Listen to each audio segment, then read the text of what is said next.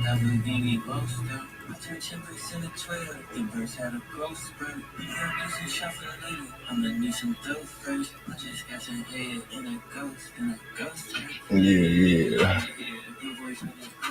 if we get this together. What's up with you guys, man? How's everybody doing today? What's popping? What's going on out there in the world? Just gonna go through a few things. Haven't been live in a minute, but we about to get back into the flow of this for sure this time. We're live on YouTube, Instagram. I'm gonna be sending out some links to let people know that we are live right now, so we get some people to join. Hopefully everybody's having a good day wherever you are in the world. Shout out to everybody joining us on Instagram right now too. I do appreciate that. Got a few shoes that I want to talk about that we came across the other day. Just sending out my links. I'm gonna do what I'm doing. You guys chill out with me if you want to. You know what I mean? Where we at? Never told us sorry. I said, was this Cuban link? You think it was Cardi?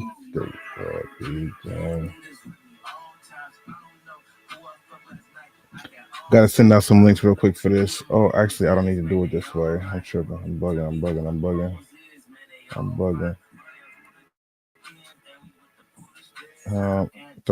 And you guys watch those games today? Pretty good playoff games. I'm really waiting for tomorrow night.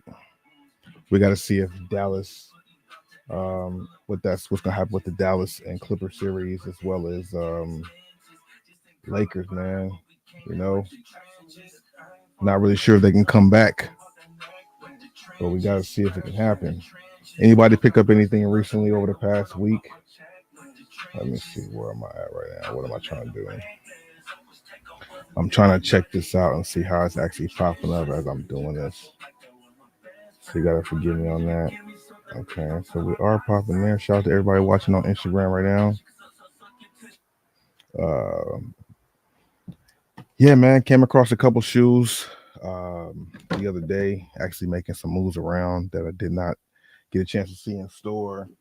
Kind of some of the things we're going to cover. We came across these D books right here. Now, this is definitely one of the better colorways that have released with some really good materials. It reminds me a lot of that orange colorway that did not come out to the public. These weren't around like that either. They kind of went online. Shoe Palace had them available online, and I guess select stores had them available, in the store. I came across a size, what's this, a 9.5. So it's not my size. So I do have it available if somebody's interested in them. But we came across these D books, man. The colorway, the materials is definitely good. He's dropping a lot of colorways so far. Actually like 3 to 4, but there's a lot more coming around, the pipeline for this shoe. Not sure how many people actually are fans of the Booker one when it comes to actually hooping in them or casual. Most people are buying them or they're selling out only because they have a little resale to them, a little buzz to them. You know what I mean? Did not find them in size 13 because they went pretty crazy, bro. They were my Nike account. Memphis to Cali, how'd they do that? What happened? What caused them to deactivate your account? Did they feel like you were a reseller? I know that they were trying to crack down on that. They were trying to come up with different ways to catch people who they felt were reselling to do stuff to their account. So I'm curious to see if that's why they did that or what else happened. But let me know, of course, in the chat. If you can start another account, do that. I advise that for sure. A lot of people get a lot of Nike accounts. You know what I'm saying? I know a lot of people out there with like 5, 6, 7 Nike accounts. It's kind of crazy. But to give yourself a chance to win, sometimes you got to do that. But I do know they're trying to take measures to kind of prevent, some of them tactics that people do try. Sorry to bother you. Want to offer promotion for your channel views, followers. Sorry about that, bro. Not really doing that. We're trying to grow this stuff organically. That could be called crazy, but that's just what we're doing here. For the most part, we chilling out, bro. I'm just going with the flow. We out here pumping out content daily on YouTube, or not daily, but very often. But if you watch and follow all of my channels, then it's kind of daily. I got like 3, 4 channels. I'm posting on them all the time. Um, if it's not every day, it's every other day. But between the 4 or 5 channels, I'm kind of posting every day. You know what I mean? Um, Today was I did post a video on my main channel, Bosco Mitchell, which is what I was originally gonna do. I was trying to come over here and send out some notifications because you know I kind of did this spontaneously. It'd be like that sometime, moving around all day, taking care of business. Sometimes it's hard to schedule these things out. And I do be having topics and stuff I want to talk about, but I just don't be around to do it all the time. You know what I mean? And everybody's stuff is a little different. Let me see if we can find it. Okay, so let me go like this. Just need to share this link real quick. Um,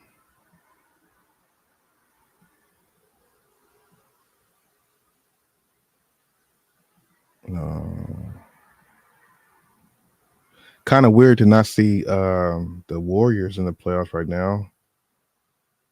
Will LeBron and KD be joining them after the first round? Both teams are down 2-0 in that series, in those series rather. Hopefully that can turn around at some point, at least for the Lakers. They can't get swept again, man. Right now, with their 10 games in a row they've lost to this team, 10 games in a row is kind of crazy. Kind of crazy. Kind of crazy. Um, Kind of embarrassing. I mean, they played a really good game. They played a really good game, and just didn't execute at the end. I feel like a game like that, if you play in a game like that where you're kind of doing everything, clicking on all cylinders, and you still lose the game, that's got to be heartfelt. That's got to be demoralizing to the confidence of the team, you know. But I do know LeBron and AD will definitely show up. Um, um, you know what I mean? AD and LeBron will be there to show up. It's just a matter of everybody else showing up. Will they be able to get Vanderbilt back before the series is up? I think he's a good factor. Why is Gabe Vincent still playing? Why is he in the game? I don't understand that. I don't understand. I know he's supposed to be a shooter and everything, but if he ain't played all season, why are you throwing him in there now? I mean, I'd rather than put Dinwiddie in there for those minutes. Spencer Dinwiddie could definitely help the team out, but um, I don't think his minutes are coming in a consistent form. It's like in for 2 minutes, out for five, in for another 3, 4 minutes. You know what I'm saying? It's sporadic. I think he needs to have more of a rotation or a flow into the offense. He could be a fourth or third option. I really think so. Especially if other people aren't showing up. But if they don't give him I don't know, man. I don't know what they got to do. I just don't want to see a 4-game sweep. That just can't happen again. We can't see another sweep again, man. Like, what the hell's going on? Hold on. Um, Hold on. No, my bad. Like I said, sporadic, spontaneous live stream. So I'm just trying to do my due diligence and send out at least a couple of links in case some people want to come through and chill out for the time being while I'm here online. Live right now on YouTube, Instagram, and Twitch. Shout out to everybody here on Instagram. Um, Congrats on Clips getting a new arena. Yeah, I'm happy about that, man. Clippers getting a new arena, finally moving in there next season. I think that's gonna be a good look for them. This season here is actually something that's gonna I think they're sending off the last season at Crypto Arena in a good way. They had a really good season, finished fourth in the West. Um, you know, I'm glad. It's like bittersweet for me, to be honest with you. I love the fact of them having both teams playing at Staples, I think, or Crypto now. I think it was a good look to have two teams in one stadium. I thought that was dope. I don't really want the stadium to be in Inglewood, but if it's gonna be in Inglewood, I guess. Oh shit! Don't fall. Damn, my bad, Max. Um, I mean, Inglewood for me seems like a LA town, a Laker town for sure. I mean, it's where the form is at in Inglewood, where Lakers used to do their dominance. So, them being in the form or being in Inglewood, it doesn't sit right with me. But it is what it is. I don't like the fact that now I have to go to Inglewood to watch them play. I like going downtown. Now going to Inglewood, it's a little different thing to consider. I don't know if I want to catch the bus out there or the train. Because sometimes for the ambiance, for the travel, I would catch the train to Staples Center or Crypto to watch the game. I didn't mind that. Now I gotta catch the train to Inglewood if I want to do that. I don't think so. So I think for the most part, I will be driving there when the games are there. If I do head out to the Intuit Dome, I tell you one thing: it is going to be the best arena in the NBA until they make a new arena somewhere else. But it's going to be the newest arena, so I don't see how anybody else could have something better. um, it's like I said, bittersweet. Good they're having a new stadium. You don't hear Laker fans saying, "Move out, get your own stadium." That whole thing. Um, it's good for that. Steve Ballmer coming in there trying to change up the zone or the image, the energy around the whole Clippers vibe, and I'm here for it. I'm just curious to see how it actually pans out. How does it turn out? You know what I mean? Cool Case, what it do? Andrew, what's going on? Um, yeah, Andrew, IG, I mean, YouTube way more than the live streams. Only reason why I'm streaming right now, simultaneously on Instagram is just to try it, get more used to it. Have people who don't really get to see my face on Instagram, maybe put a face to it. Not many people on Instagram watching right now. It's only like 3 people, but people come in and out, so I don't even know. My counter goes up and down. It goes up to like 20, then 3, then 7, then 9, as people are coming in and out here on Instagram. So shout out to you for that. Make sure you guys are following me on YouTube. Check out the content on there. Uploading very consistently about sneaker stuff and other things as I have other channels. But big up to everybody on Instagram. A lot of people out there who I do see coming in are really doing their thing when it comes to the sneaker content out there, man. A lot of good people on Instagram doing their thing when it comes to that. Yeah, Celtics losing tonight. Pretty interesting situation seeing them, you know, lose to Miami, but Miami has that whole little heat culture type thing where they play a little bit better than they might be on paper. Um, they also, I don't know. I honestly feel like it could be a Boston Denver finals, something I wouldn't really want to see. But looking at it, the only team that I feel like that could stick with Denver, on the Eastern Conference is probably Boston over anybody else. Boston's the best bet to beat the West Coast. I don't want to see Denver back to back, even if they go. I don't want to see them winning again. I don't want to see that. I don't want to see Denver win another ring. They're good. They're going to be great. I don't want to see it though. I don't want to see it. I don't want to see stars win the finals when they don't even really care about the league or the sport. Joker and Luca both seem like they don't care about the league like that. Like they're just here because they're good and they can play basketball and make money, but they don't care. They want to go back to their home country. They want to leave. They don't want to be here for All-Star weekends. They don't want to participate. So I don't want them to continue to win in the league if they don't care about it.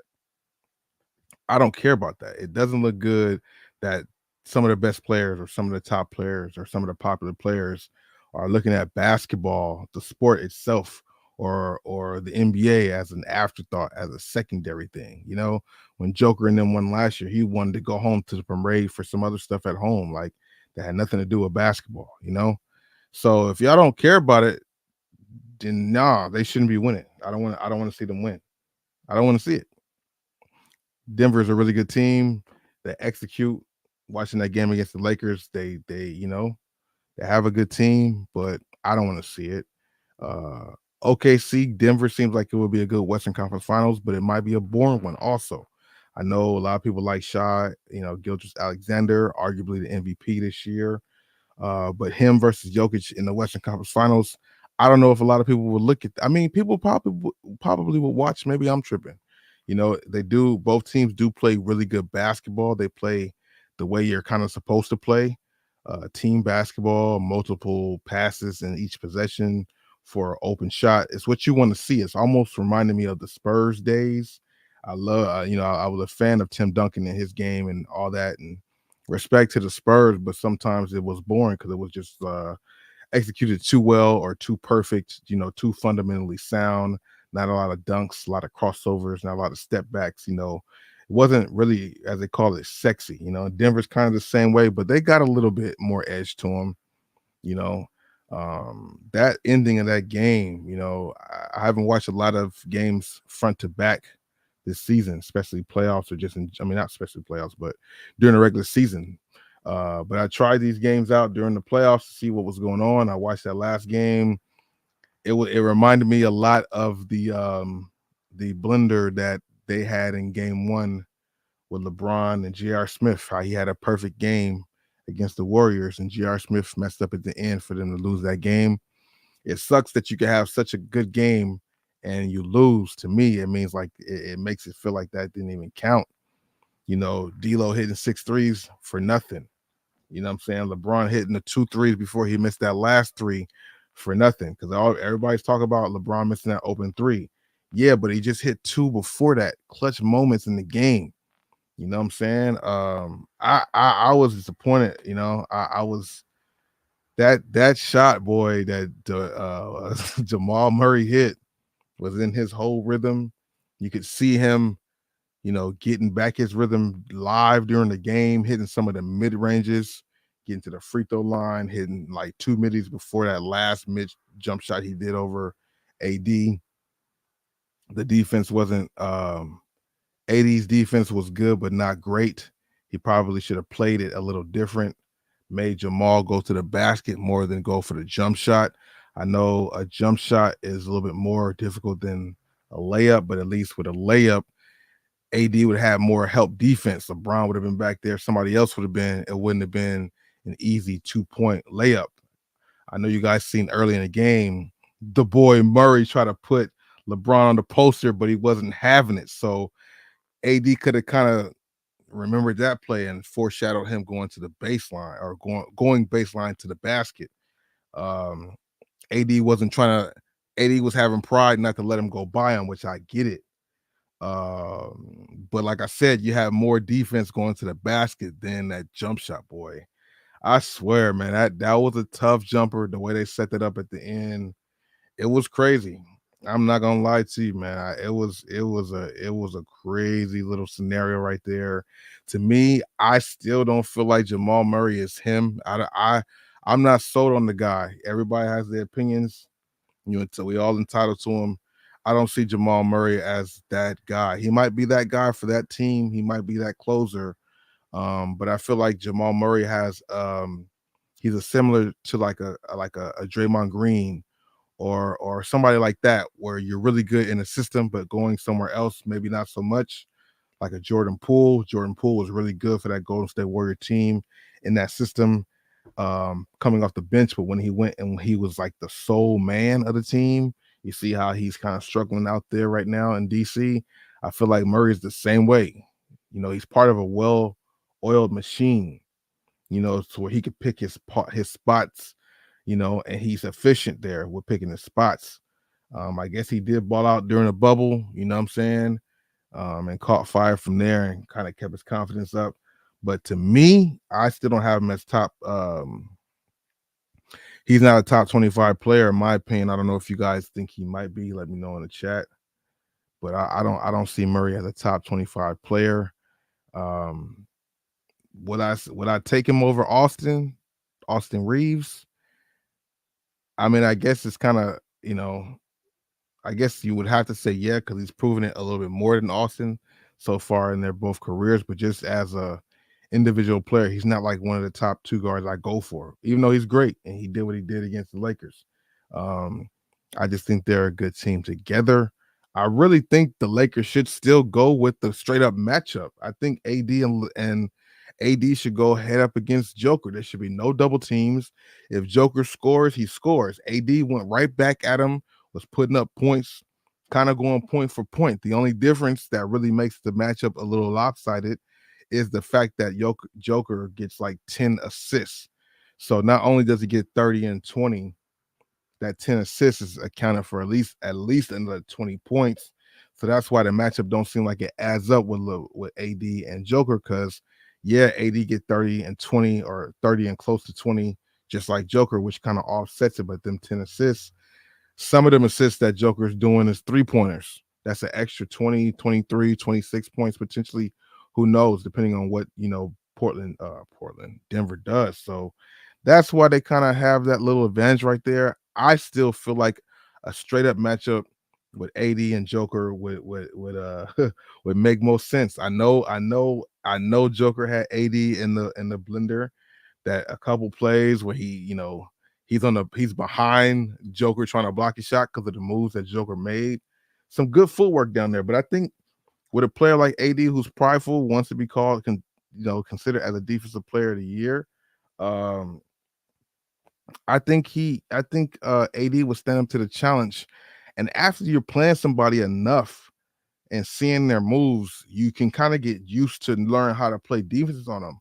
If you keep playing defense but always have help coming, or don't have enough reps of going against it, you don't know how to face it. Now, Joker, of course, can back down, do the Shaq.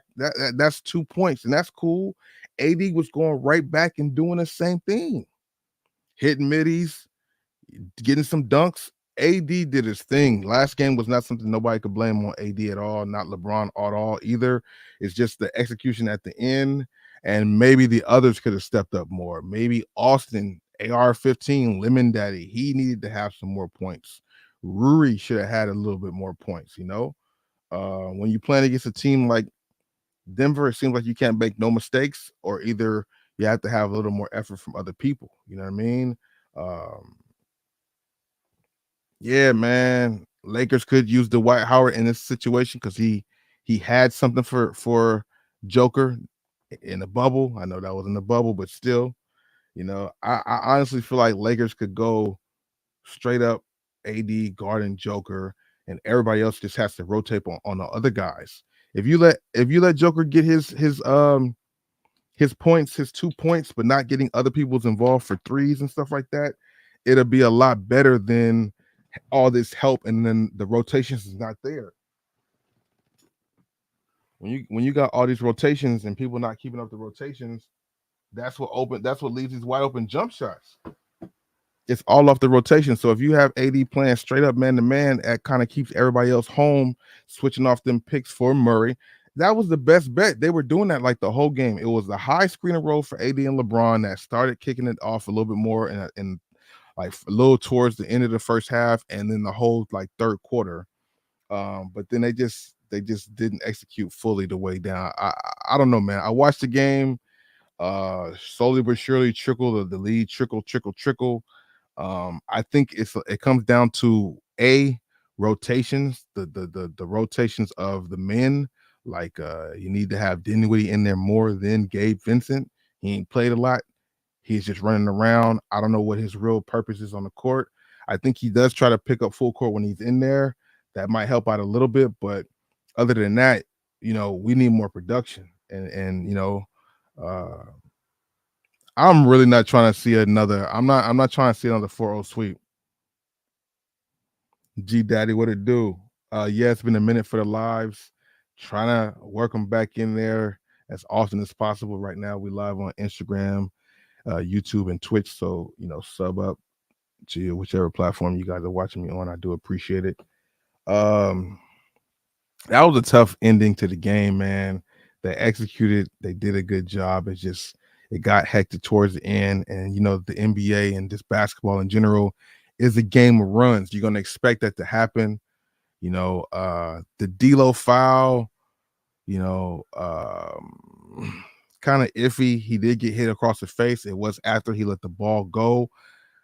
It's so weird on jump shots. The player has to come down and you can't touch him. Like you take a jump shot, the player has to be able to come down to where he took off from untouched for it not to be called a foul. But when you go to for the layup, if you lay the ball up but get hit right after, it don't apply the same way. But that was like a foul. That was a foul, but it was afterwards. It was kind of tricky because it seemed like it mattered, but then it seemed like it didn't matter. LeBron's and one was crazy. The one where he was like almost like laying down and threw it up because they tried to grab him and hold him and stuff like that. Fire, entertaining game all the way through from top to bottom.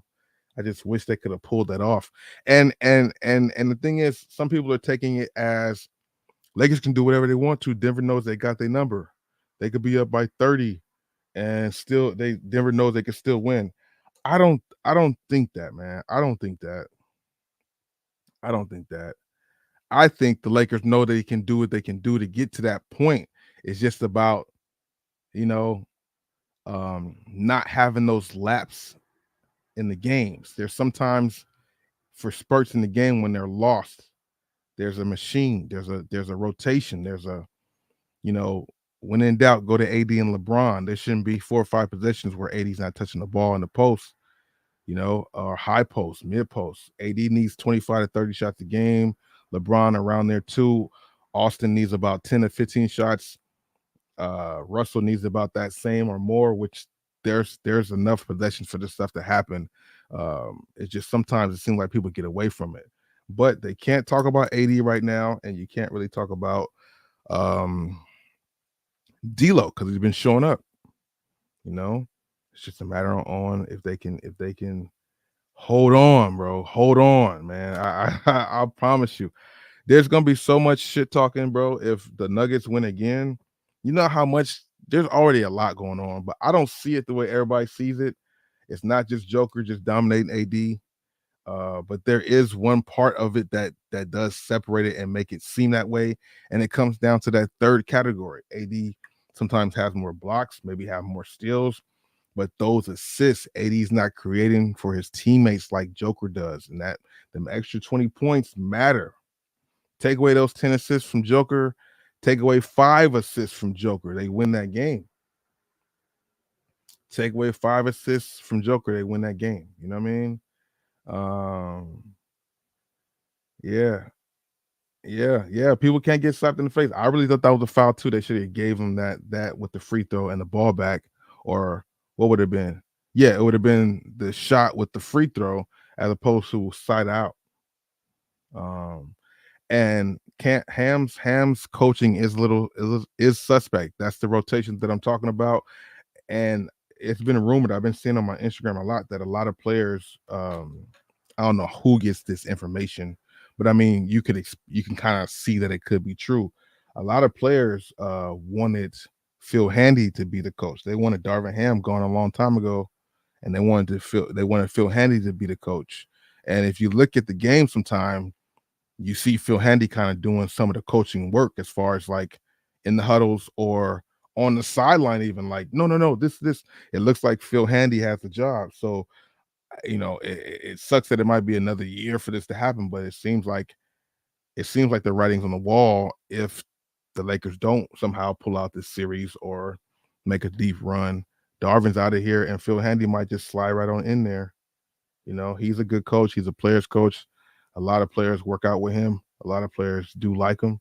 But yeah. Darvin Ham's rotations is kind of sus. I know Gabe Vincent's supposed to be a shooter, but he ain't played for you all season long. Why is he getting 20, 30 minutes? Why is he getting 10 plus minutes in the game? Rotational purposes, I get it. Giving somebody a breather, I get it. But you got Dinwiddie and you got 2 other guards with Austin and Russell. It should be no tiredness, man. Those guys are a little bit younger. You got LeBron playing these heavy minutes and he's much older. AD's playing these much minutes and he's injury prone. Shout out to AD and shout out to what's the boy's name, Zion Williamson, playing in a lot more games than they normally play. Zion played in 70 of 82 and AD around the same amount, so that's really good to see. Nobody's giving them credit for that. I mean, obviously, I guess you don't give them credit for being healthy, but when somebody develops a track record of not being healthy, and then you see them turning it around a little bit, or either fighting through their injuries, because AD's playing through some injuries too. You know what I mean? It definitely shows a little something, man. 3 points, one shot, 10. Yeah, see, okay, that's a good point. Shout out to Cool for that. What's up, man? Yeah, AD, like the whole AD even mentioned it. It seems like at some points they didn't know what they were doing on offense and defense. And to me, translation is, yeah, they stopped giving me the ball. Like, I don't know how they go through spells of him not getting the ball. You know, if he's showing the initiative, if he's showing that he wants this one-on-one matchup, which is something that we've all been craving him to want the last 3 years. When you play Joker, like, do your thing. And now he's coming out taking middies, and he's going into his bag in the post, and he's not just doing one move. He's really trying to get into his bag with this Joker situation. So you got to continue to feed that. The only way you can minimize or balance it out also is by making Joker work on defense. So if Joker's having to guard AD and be active, it will tire him out. It will have some effect on him. Now that we're getting what we want from AD this whole time, come on now, other people can't. And like I said, you can't blame it on LeBron missing that three from everything else he did in that game and the 2 threes he hit before that. I can see if he missed those, if he missed all three of those, you know what I'm saying? But he already back to back. But I was talking to somebody today, and they were mentioning, like, yeah, he's a 40%, around 40% 3-point shooter. So he should have realized if he already hit two, he's already clipped his percentage. The next best bet is to go to the rack, right? If you're playing percentages and stuff, but the shot was wide open, but maybe it was open for that purpose. Maybe that was the rotations that they wanted. You know what I'm saying? Uh crazy loss though, man. Crazy loss. I'm not even gonna lie to you. That was something I was not happy about. I just sat there like, wow, this fucker made this goddamn shot, bro. Now they about to really try and put Jamal Murray up. He's not him. He's still not top 25. No, not an all-star, not a USA play. No, he's not, bro. I don't know what it is about him. I don't know. Maybe I gotta watch him play some more. I don't know. I think he just shines in the system. Let him go somewhere else and be the man without a system like that. It probably will be a Jordan Poole situation all over again. Yeah, man. Yeah, Joker can definitely do a lot, but if you are not making him work on defense at all, it definitely will make it a little difficult for him. I mean, he did seem a little tired at the end of the game. He wasn't the one who closed the game out. It was Murray, So I don't know if I was hearing they said that Vanderbilt was supposed to be coming back by the playoffs. The playoffs is here. He's not here. He's somebody that's really good, a good asset for the Lakers on defense. The lineup that they have though, you know, if Gabe Vincent, or not Gabe Vincent, if Vanderbilt's back, does he crack the lineup or does he come off the bench? Because that lineup they got now is working for him with Rui and AD down there, LeBron. I think it's Austin and D'Lo, right? That's the five I think that they like, that they've been executing. Man, but what do you do now after doing all that executing and getting all that stuff going on for it to end the way it did, man? Just gotta take it up another notch, man. Can we see another 2016 3-1? The guy who did it before is in this situation again. Can we get a 3-1 comeback? Can we get that? Yeah, he's a sporadic player. Murray's a sporadic player for sure. I'm just not sold on the guy yet. I don't know. Joker is no denying it. It's no denying it. But I'd rather see Joker in a back to the basket thing than high post pick and roll, people running off of him. Like, they really need to go one-on-one with the AD stuff. Let Joker go for 50, 20, and 2 assists. Lakers could win that game. I don't think Joker has it in him to go for 50. I think he could get tired if you try to rely on him to do that much.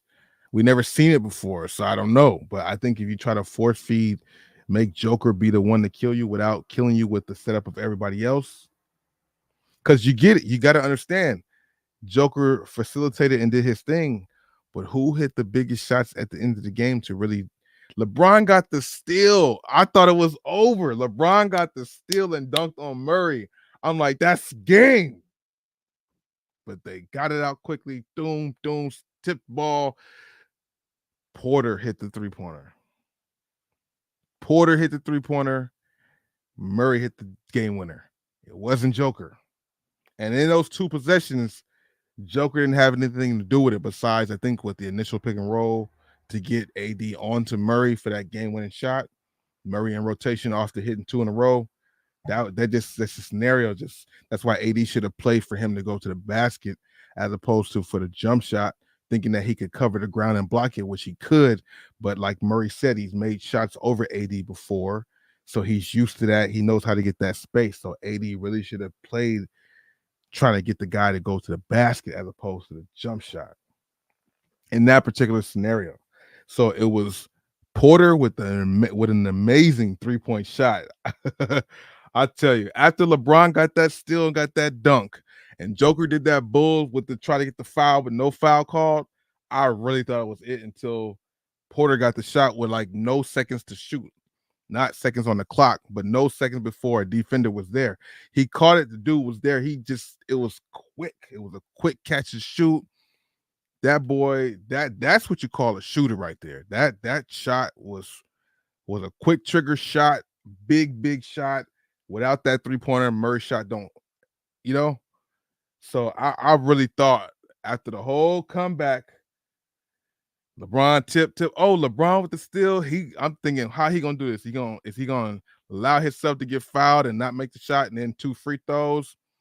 No, I'm dunking this. Okay, LeBron. LeBron did what he hit the 2 3-pointers in the clutch, got the clutch steal and a dunk. I'm like, they can't say nothing about this guy today. They want to find something every game, but what can they say now? He's in the clutch doing clutch things. And then they just had 2 more perfect things, 2 more perfect scenarios. The bad shot by Joker, but the tip and then tip out. Like that was a perfect scenario.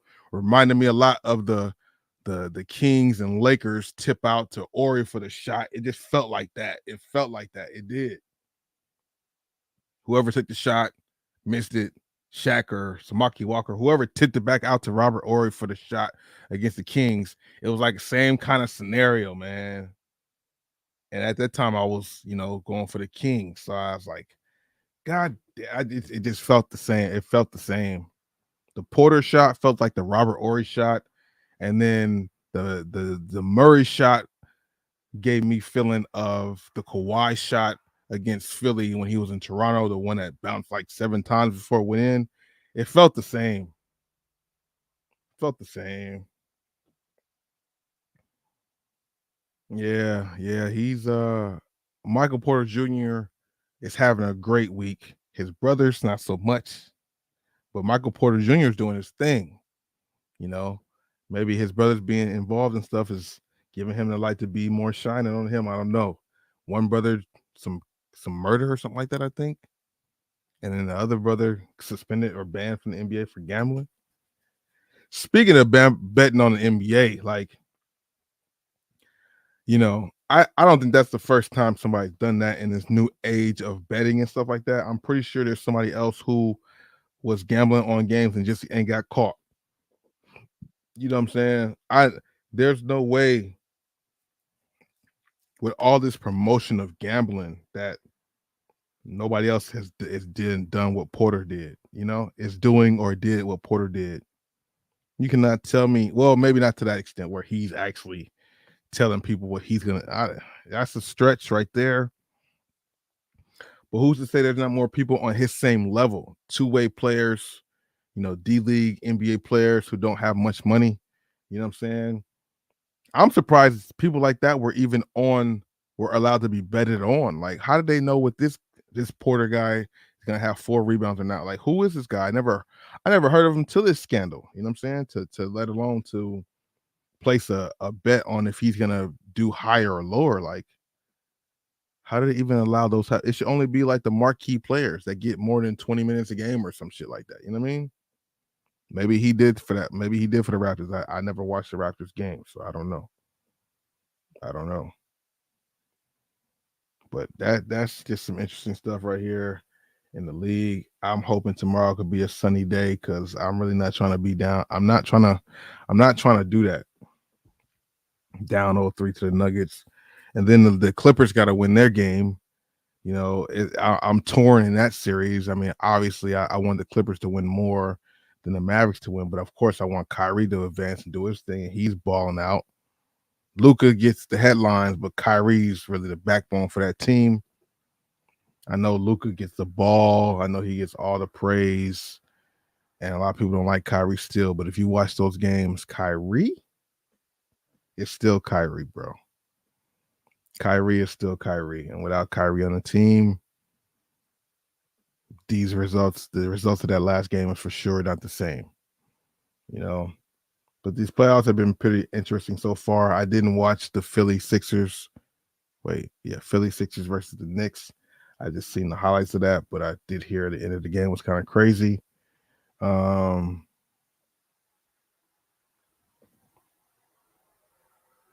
Okay, so you said Jokic posted his most points in a playoff game, Game 4 of the Western Conference Semifinals against the Suns with 53 points. Nice.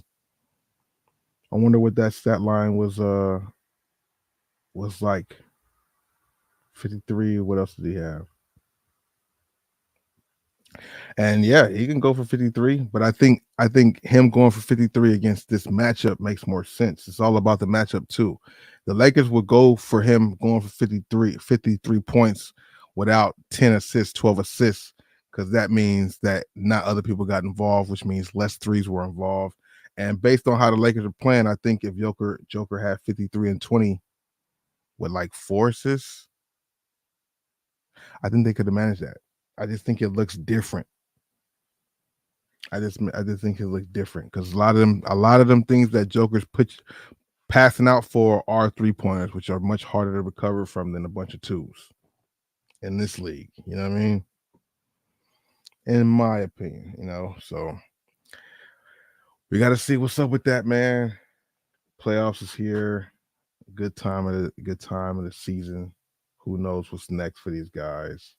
I just hope it's not over with. Shout out to everybody joining on Instagram, on YouTube, on Twitch. I appreciate it. So yeah, these stores have been pretty crazy as far as like speaking on the Rosses and Burlingtons and Marshalls. The stores have definitely been kind of on fire lately. I've seen a lot of people in the Discord posting a lot of good finds. I haven't found everything everybody else has, but I've came across my fair share of stuff. NBA jerseys are starting to pop up at Ross again, which is good. Ross and Burlington. I'm noticing at Ross the NBA jerseys are priced at $50, and at Burlington they're only like $39. They're either 29, so $30 or $40, but they're definitely cheaper than Ross is. I've been going to a few different stores, checking out some stuff. There are some sleepers out there, and like I said, you always want to give yourself, multiple spots to visit, go to multiple stores, and you also want to try different sections if what you're normally going for is not there, you know. And I've been seeing a lot of people find stuff all across the board. I'm still sticking to my roots. Even though I preach and tell people to try other avenues, I do. But like, for example, one thing I don't really try is the jeans. Maybe I need to really try denim, but I just feel like denim is too tedious. But maybe I need to get that out of my brain. But because I see a lot of people in my Discord, Energy 810, go ahead and join the Discord. Linked in the description box of all my YouTube videos. But in the Discord, man, a lot of people have been posting some really good finds, denim jeans, and just things in general. So and they've been selling them for pretty good price points. So I think it's something to consider. Checking out the denim section if you guys are not already doing so when you hit up these stores. There was something that I wanted to go through it. Yeah, so a couple of my finds recently. I'll go through some of my recent finds, and then we'll go through some of the things people posted in my Discord too. Um, okay, I was trying to see what that was. Yeah, so Harley Davidson has been popping up like crazy at the store. I've been seeing a lot of people post Harley Davidson shirts, jackets, different memorabilia, different things from it, different anniversary, 100 anniversary, 125 anniversary. So I know Harley Davidson stuff sells. I didn't pick this up because that's not my strong, suit as far as the things that I resell on my website or just you know, in general. If I bought this and put it up on my Macari or something like that, I feel like I would sit on this thing for a minute. Other people I know posted they might sell it in a day or two. It's just some things that don't work for me like that. I don't know what that is.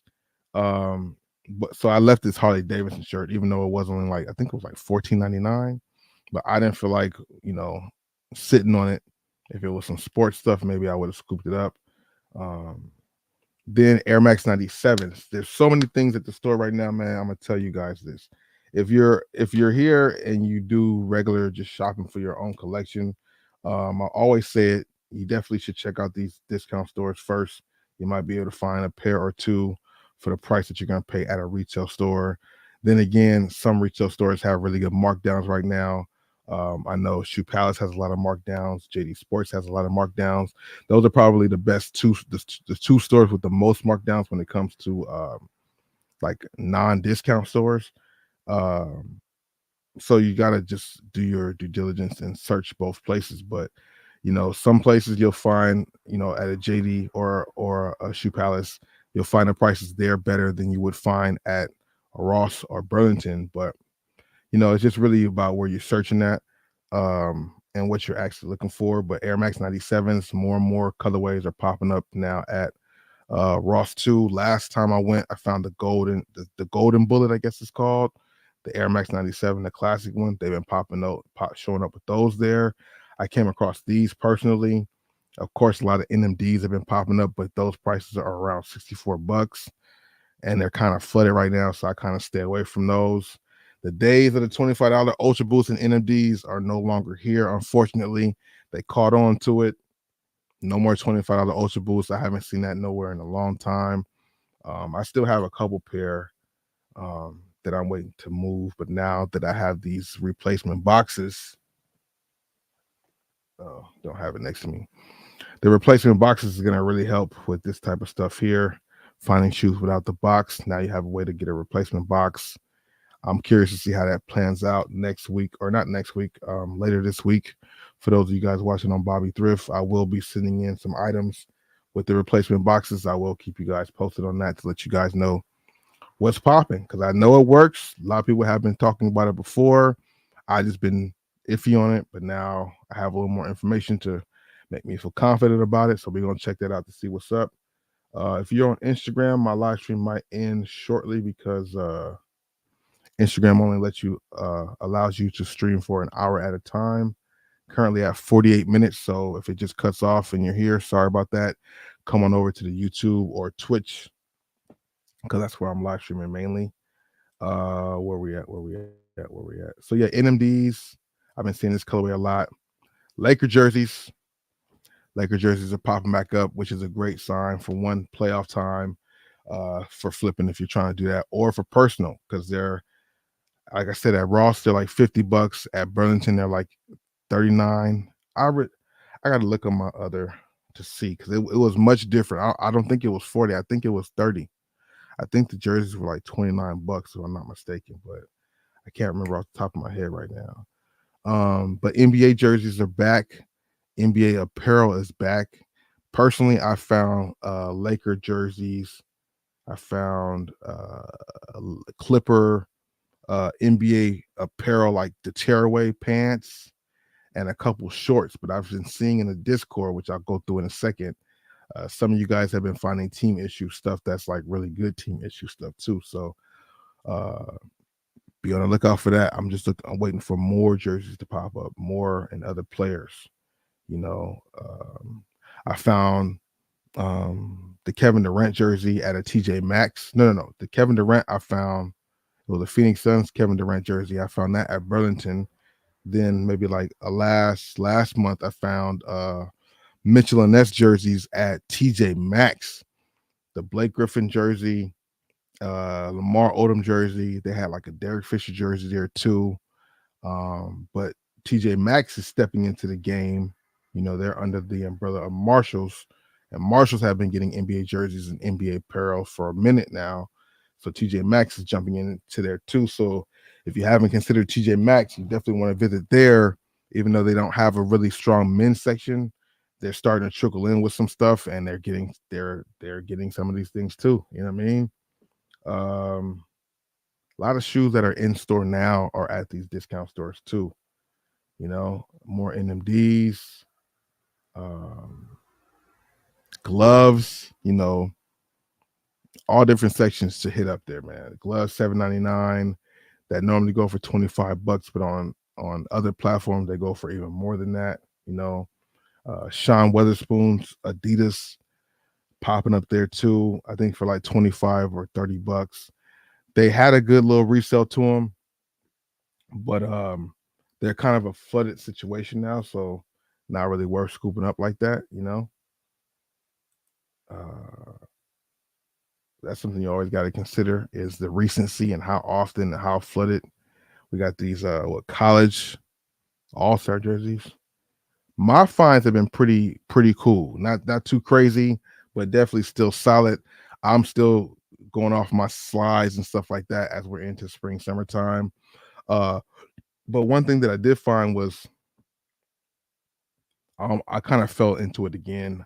They're having cleats pop up back clearanced out for like $7, $10, $9. You know, a few years back, I found a bunch of cleats like that and stacked up on a lot of cleats for $3.99, $5.99, and I'm just now getting through them 2-3 years later.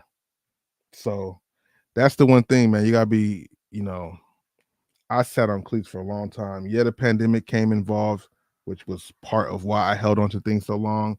But it just really feels good to see them finally starting to trickle out now, which made me kind of jump back into it again, which is something I said I wouldn't do.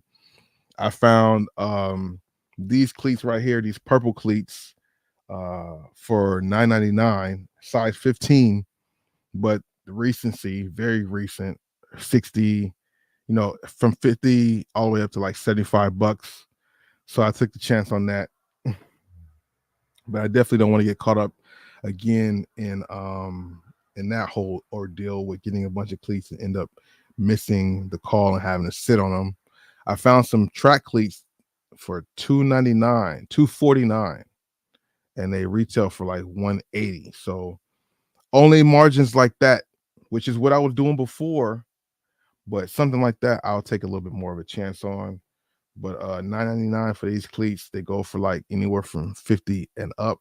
And then something else to be on the lookout for are these Croc shoes. I don't want to call them moccasins. They're not moccasins, but they're like shoes, casual shoes from Crocs. Right now in Ross they're going for like $25, but they sell online for like 60 and above, like the regular retail price. And they're not really flooded right now. So if you can find those, you know, jump on those for sure. And then what else did I see? What are we doing here? The other Harley Davidson item that I came across was this motorsport or motorcycle Harley Davidson 120th anniversary, $24.99. I actually saw this when I was leaving or checking out in the aisle. Somebody, I guess, changed their mind about it at the last minute. I didn't scoop it up either because that's just not something I'm going to add to my collection of things that I have. I have some jackets that are really good right now. I've had the jackets for a minute, not trying to really add too many things. The only things we're adding to my store for inventory is fitted hat or for is hats, jerseys, NBA apparel, and shoes, stuff like that. Like not really not really taking chances on stuff right now. Especially not jackets, as we're moving out of jacket season. You feel me? Curries. Now these right here was probably a better find. Shout out to everybody watching on Instagram, YouTube, and Twitch. I appreciate that. Hit the like button or whatever you got to do to show appreciation, so it lets me know when I come back to check out the stats of the viewerships and stuff, all that stuff. You know how that goes. As we are about to end on, yeah. So on Instagram, we're gonna be here for like 5 more minutes. Come on over to the YouTube and continue to watch us there. But yeah, so one thing I noticed is that they've been pushing out a lot of Under Armour. A lot of Under Armour curries have been popping up, some really good ones too.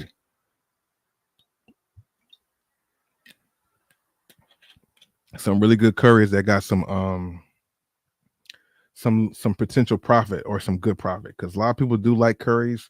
If you are not familiar with hoop and shoes, which most people watching me are, curries are one of the better shoes out there. People do like them a lot. A lot of people like Curry, of course, but his shoes do perform well. They have really good cushioning. They might be priced a little bit more. They go for like $160, the retail price, but they do have a little uptick sometime in the resale department, because a lot of people do like hooping in his shoes. So I was able to come across a couple myself that I had seen people post in Discord. And this is actually part of the reason why I have the Discord, is so we can all kind of share the things we come across to help others who are in our community. You know what I'm saying?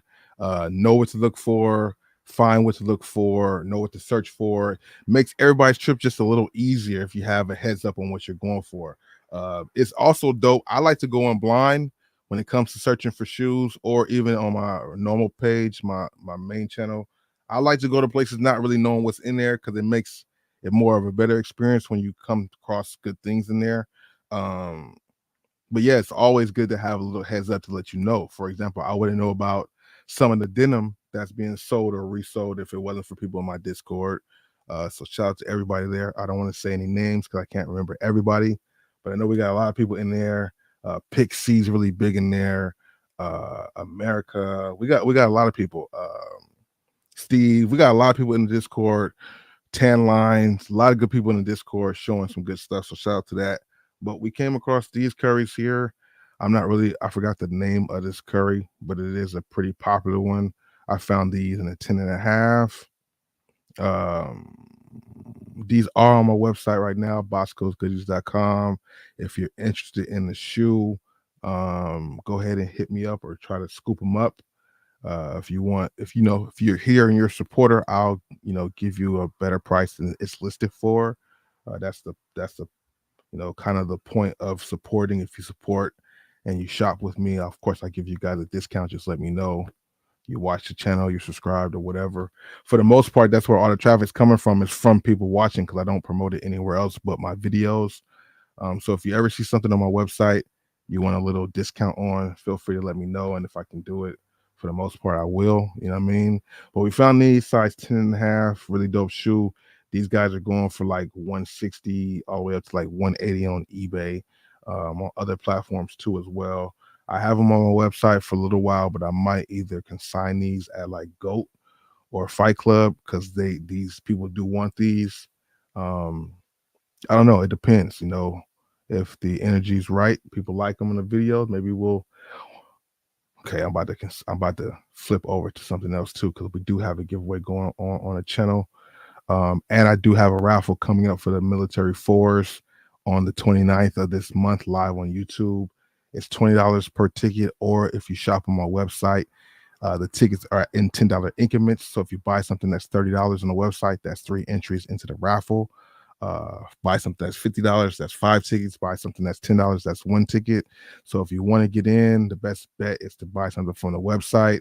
I will go live on the 29th, live on YouTube, doing Wheel of Names, selecting a winner for the military fours. But yeah, so we got these, came across those, really dope shoe. And then also I came across these other curries here. This is also on the website. By the way, I got them for $50. They won't be up there for $50. They'll be up there for more than $50. This is a size 9. I got a 10.5 in the other one, but these actually have some pretty good resale to them too. I forgot the name of them, but a really good find. I'm glad we came across these. Like I said, seen somebody post this one in the Discord, and a lot of people, a few people commented on a shoe.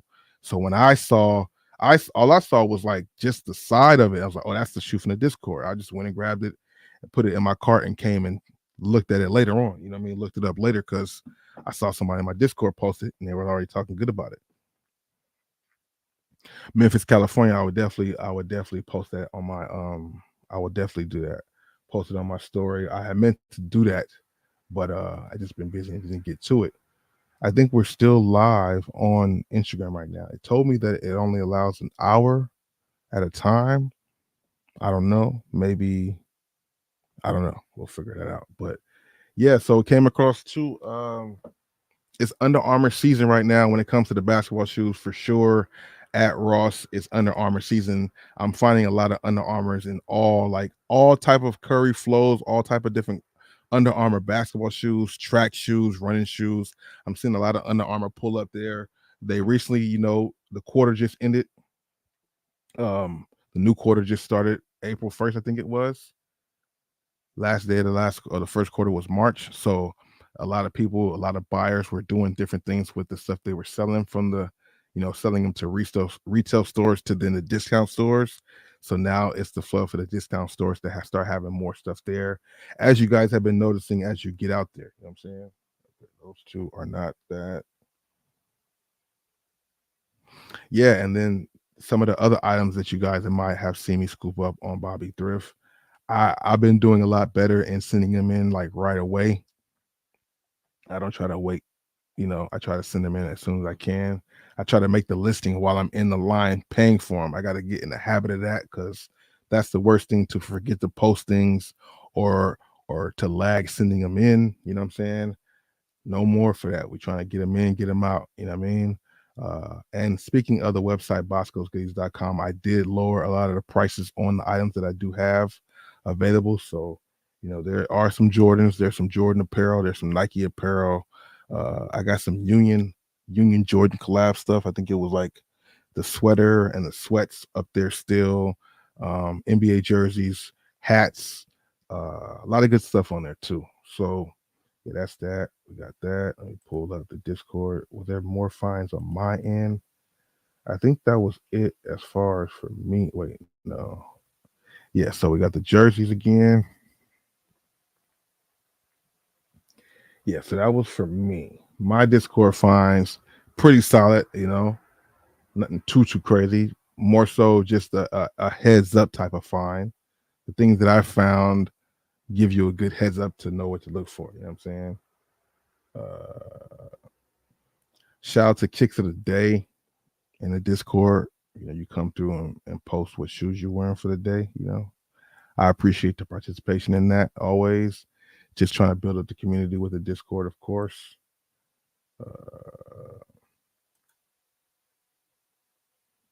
If I'm lagging, forgive me. I'm trying. I'm wired in. I'm not on Wi-Fi. So yeah, I'm just gonna have to go backwards, I guess. So these are those jeans I was talking about. Okay, let me do this. Let me do this like this. Let me do this like this.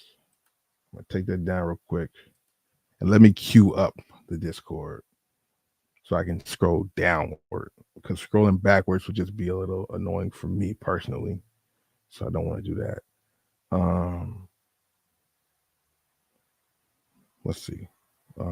Discord finds, Lakers, my finds. No jumper.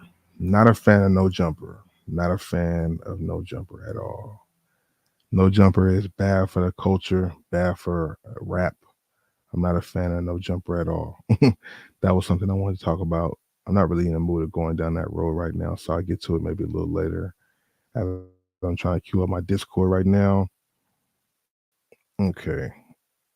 Where we at right now with this? Oh, yeah.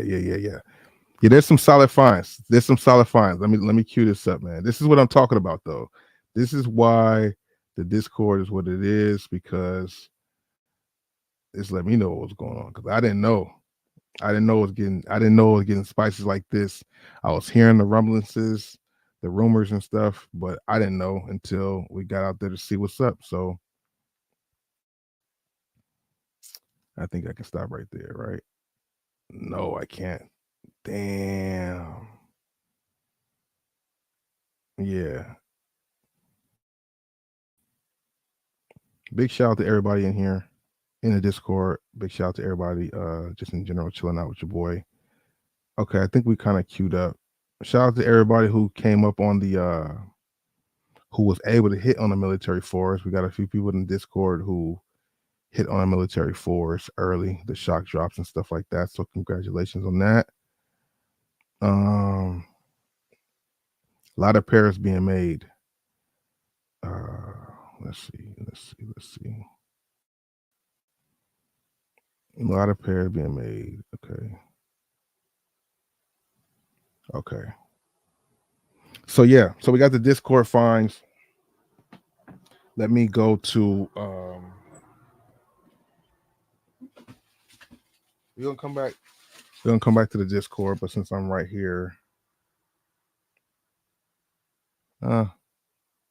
let's stay with the Discord finds. I did. Okay. So if you don't know, I also have I have memberships, right?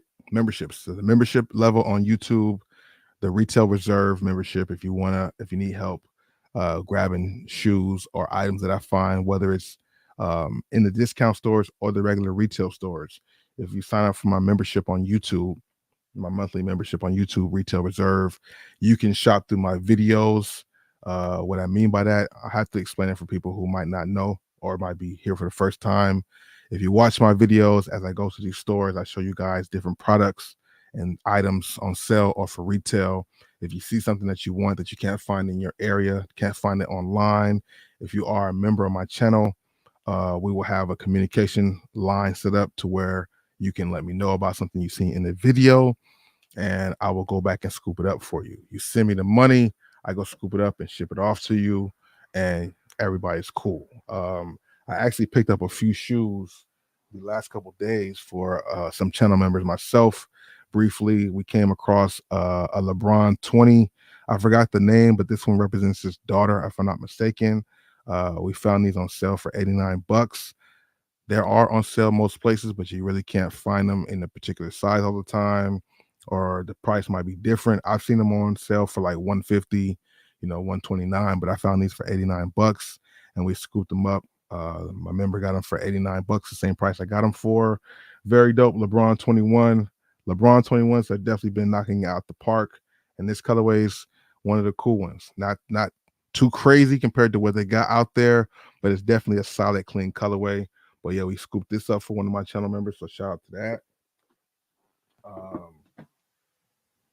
Then also was not able to find, sometimes you got to take two L's and turn it into a W or a delayed W. And I was able to help somebody get a delayed W on the Jordan 12 cherries. Definitely good to find these, size 9.5, I believe, right? No, these are a size 9, actually, the cherry 12. Shout out to Kiet for that. Very happy to be able to find these. Like I said, people kind of slept on them, but then they slowly disappeared out the store. And me moving around to a lot of stores, you see people getting restocks out of nowhere, or just pairs returned, or whatever the case is. And we can go ahead and make that happen. So I was happy to be able to scoop these up just a couple of days ago, and these released a long time ago. So that's part of the reason why you might want to be a member. I do have a level on Instagram as well for the retail pickups. I believe that's the only level on there. If you guys want to join through my Instagram, you can, or through YouTube, or even through my Discord. I got 3 options to join if you guys need help scooping up items. So Cherry 12, LeBron 21s, 2 dope finds right here. And then the one I showed you guys earlier, which somebody told me they might want them, but they didn't for surely commit to it. I still scooped it up because I want to talk about this shoe and do some reviews on it because I like the colorway. The materials is dope. It definitely stands out a lot more than some of the previous shoes. It's this book one. This reminds me of that orange colorway that was limited to like 500 pairs. These were supposedly online exclusive at Shoe Palace. I went to one location. They had one size left and we scooped it up. I don't know how many Shoe Palace locations scooped them up. Like how many Shoe Palace locations in store had them. Um, but yeah, we got these in hand, size 9.5. These will be up on the website, boscosgoodies.com, if not already. If you're interested, feel free to DM me or hit me up on the YouTube comment section or something to scoop up a pair. But those were three things we picked up recently for channel members. I had a reverse laning. I already shipped that off, and it was something else too, gone out of my hands. Uh, we had a giveaway recently for the Adidas Crazy One. If I have it right here, I do.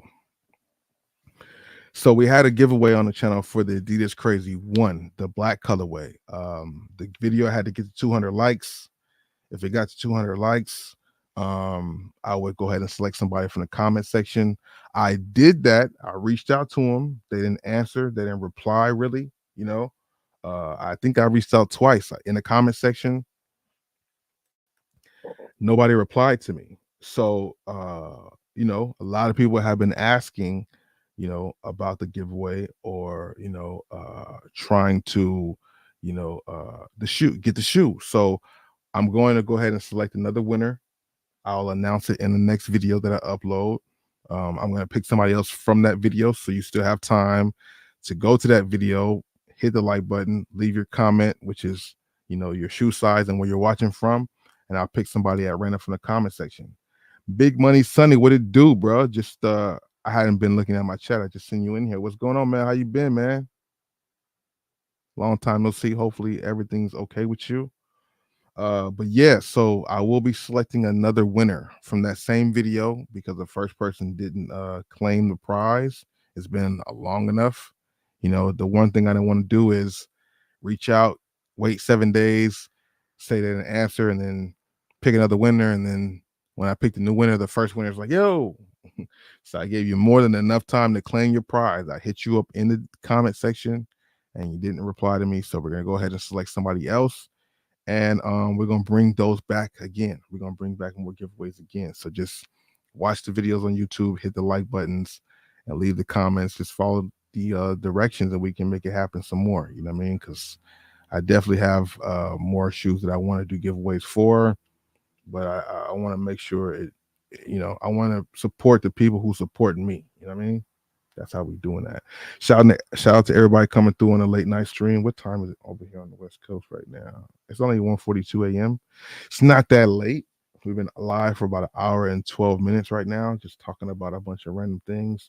So I went into the retail arbitrage fund, or no, I went into the finds for me. I went into the recent pickups for my channel members. Oh God, hold on, I forgot to do that. Yeah, so I got it for my channel members. We got that together, right? Now I'm gonna go ahead and if we're not breaking up right now, because sometime when this stuff loads up,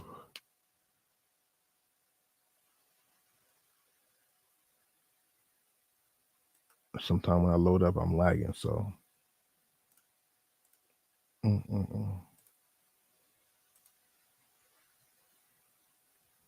okay. 1 second. 1 second.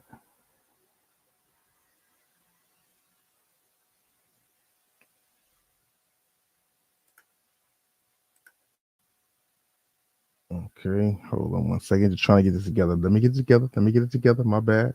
Shout out to everybody watching the stream on YouTube, Twitch, or Instagram. I know people come in and out all the time on YouTube or on Instagram as well. Thank you for stopping by. We had like 76 plus or 75 plus K on Instagram. I appreciate you guys following.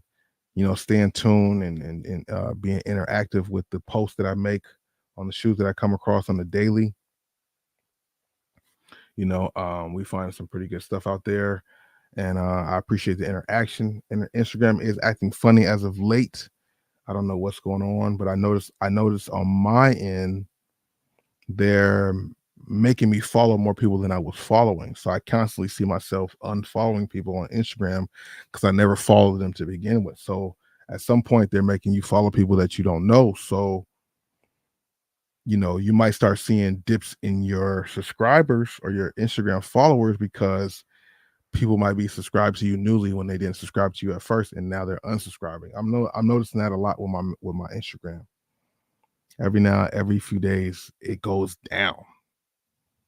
I was at like 77K at one point, and just slowly but surely, every other day, every couple of days, and it's like I'll post this. I'm not posting the same that I did when I got to 77. That was like every day, 15 times a day on Instagram posting reels. I'm not doing that, so I understand it will slow up a little bit, but the way it's steadily kind of declining is crazy because I'm still getting a lot of followers still, but more are losing than gaining, which is some odd shit. Something kind of different there, but it is what it is. I ain't complaining on it. When there's always goalposts being moved, the goalpost is always being moved, always. But enough about me rambling. Let me get back to these Discord finds.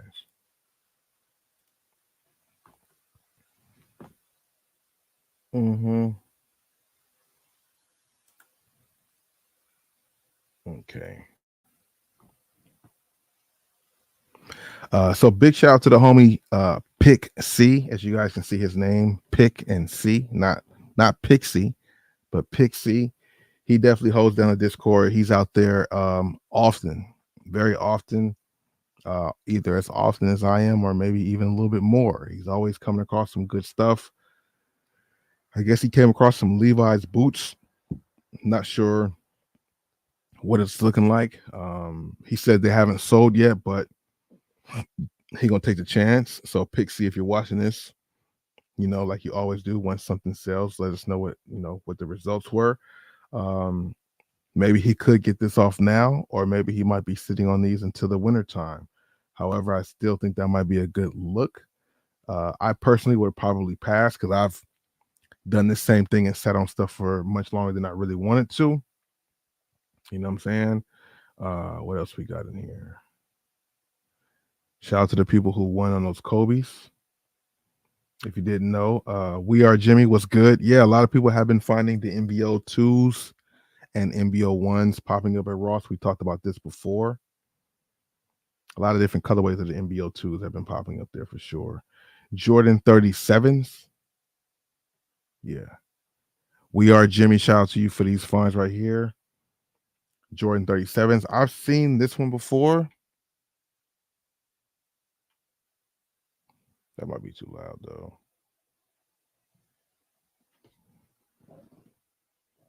Yeah, I've seen. Yeah, I think that might be too. Well, we're gonna try it out, test it out, and see if I need to chop it up. I will. Jordan 38s or 37, excuse me.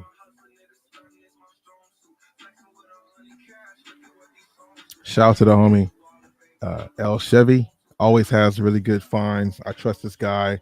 One person who's in the Discord who is a reseller, but I do a lot of business with him. It's the homie. Definitely has good products and stuff like that. You guys might know him. Drom. How much for the side 9.5? Jay Ben. Hopefully you was able to hit him up and work that out. Blake S, what's good with you, bro? Welcome to the stream, or not welcome to the stream. I'm tripping. Shout out to Blake S. Definitely holds it down here in the Discord as well, coming across some good stuff. If you guys are into Discords, if you guys are into retail arbitrage or just sneaker content, join my Discord, Energy 810. It's free. There is a place if you want to support and donate to help. I want to upgrade my Discord to Nitro, but I don't want to just pay for it. So if we can get people to donate to the Discord, I'll buy Nitro for the Discord. Other than that, we're cool the way it is now. But Nitro is just something you can add. Nike Tunjins. How much did he get them for though? I can't see. They don't show how much he got them for though. Okay, so then we got. This is what I'm saying. This is what I'm saying. So what I'm talking about, it probably was 25 or 29. He found Alonzo Ball jersey here at Burlington. Shout out to Big Dog B, always holding it down here in the Discord. I appreciate you, bro. The LaMelo Ball jersey retail for 110 for 25 bucks. I knew I was not tripping. Now I realize, man, I probably should have just scooped them up for 25 bucks. 25 bucks for the NBA jerseys at Burlington. So Burlington got them for 25. Ross is going for 50. That's something to consider for sure. Derek Jeter jersey for 30 bucks. That's something you can easily flip right there. Derek Jeter jersey at Burlington. Shout out to Big Dog B once again for that. This is something I was not aware of. That's what I'm saying. The Discord's here for that. Finding the great finds. You know what I mean? Derek Jeter jersey for 30. Lonzo Ball jersey for 25. I like these shoes for the personal. I don't know about for reselling these. These are pretty solid though.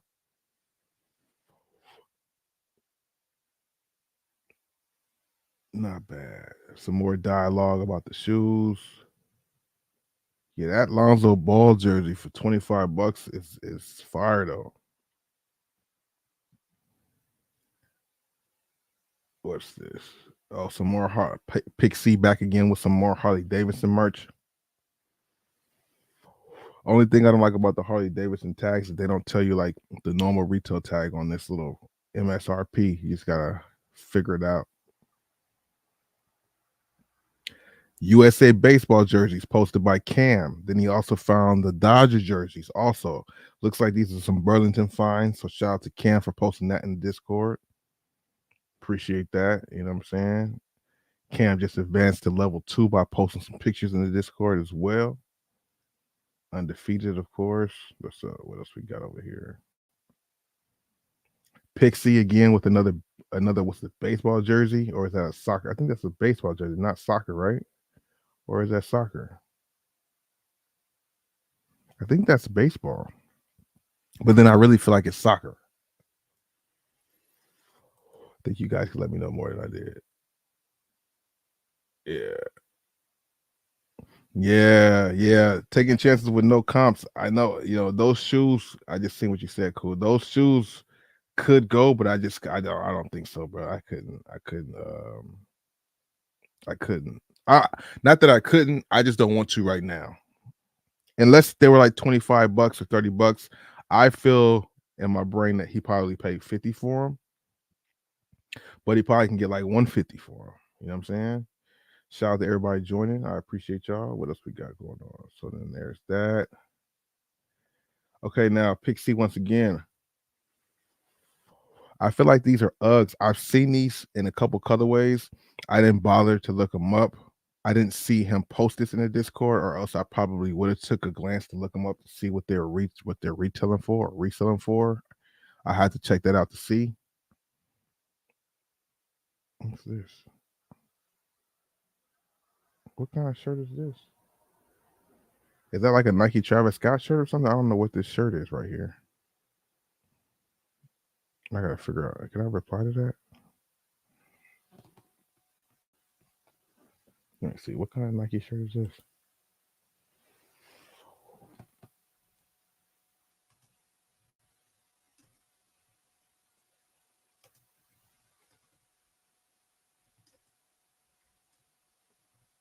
I probably shouldn't actually.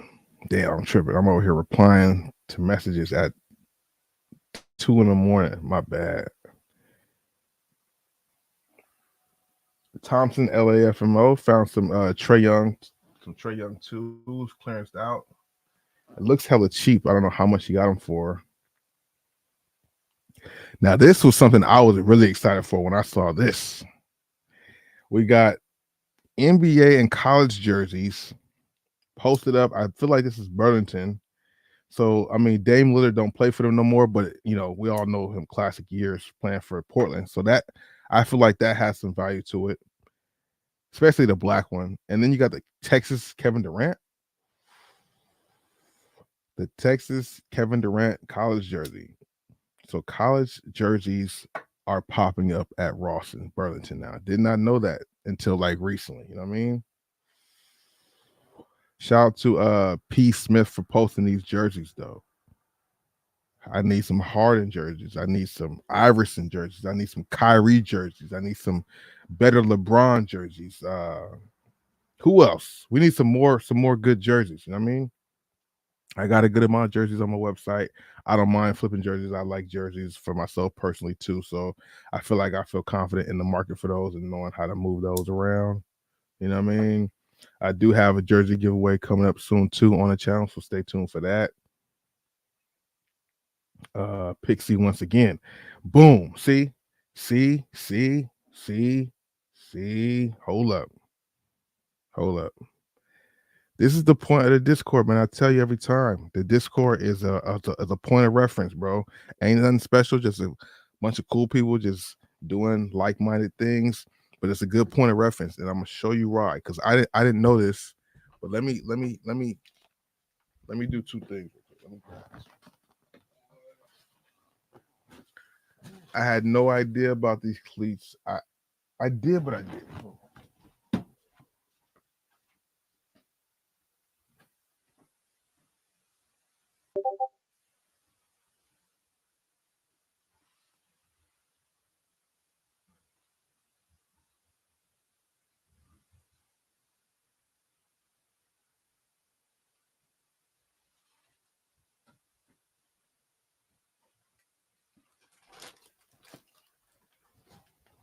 Yeah, so I did actually I think I did look these up. That's why I have them. Like I think I did do the research to look them up for myself. But this is good to let me know because he showing some recency, them selling as recent as April 7th for 130. Because it is kind of track season right now. Let me see. But I found them a minute ago. These are a little bigger too, though. Mine's are a size 15, but I it's track season, and you know, I think I got these. I rubbed the price off of them, but I got these for like $5 or $6. They were clearanced out because, like, his pair.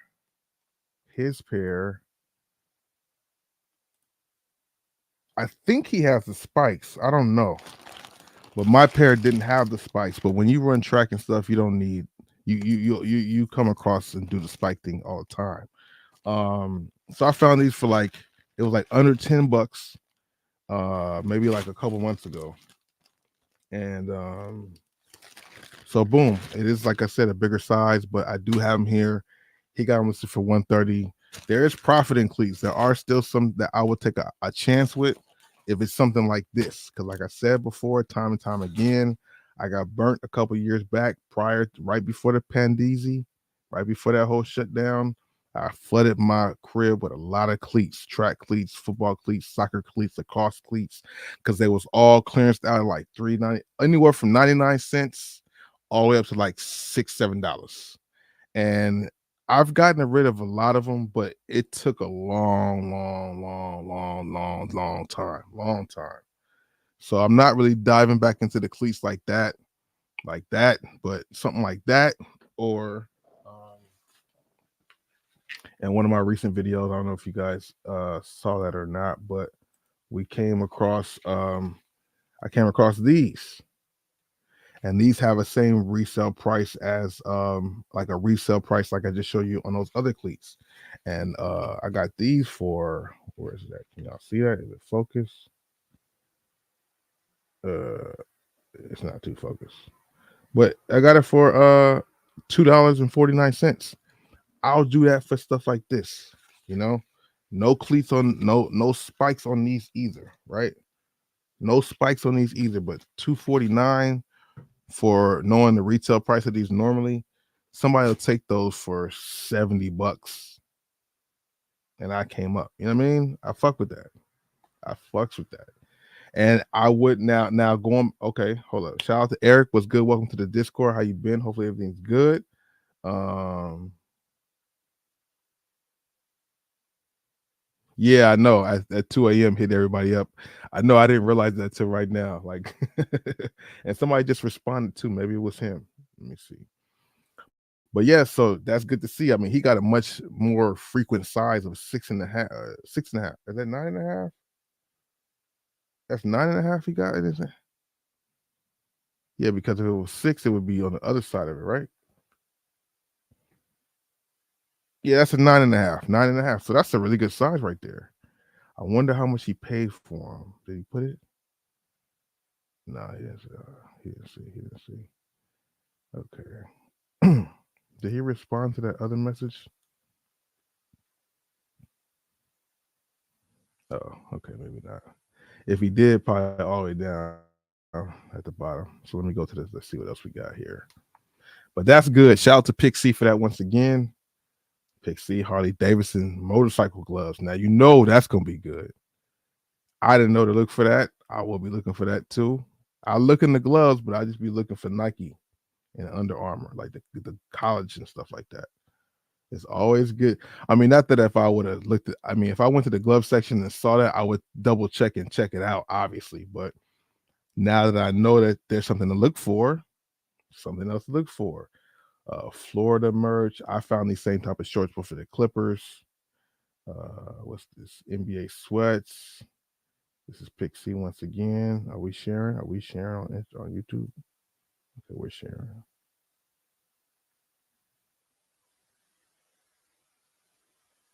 Yep. Only caught one shoe this year. Okay, Eric, I see that. Yeah, 2013s. They're actually rolling out more colorways. I've seen a couple more sprinkling out at JD Sports for the Air Max 2013. Shout out to everybody here. What's that? Oh, Minnesota. So Minnesota Timberwolves team gear. Shout out to Pixie. And Pixie's in California. So he's able to find him finding stuff lets me know that it's around the area too. Here's where some of you guys sell. P. Smith, if you're in here or you watch this video, I did not know.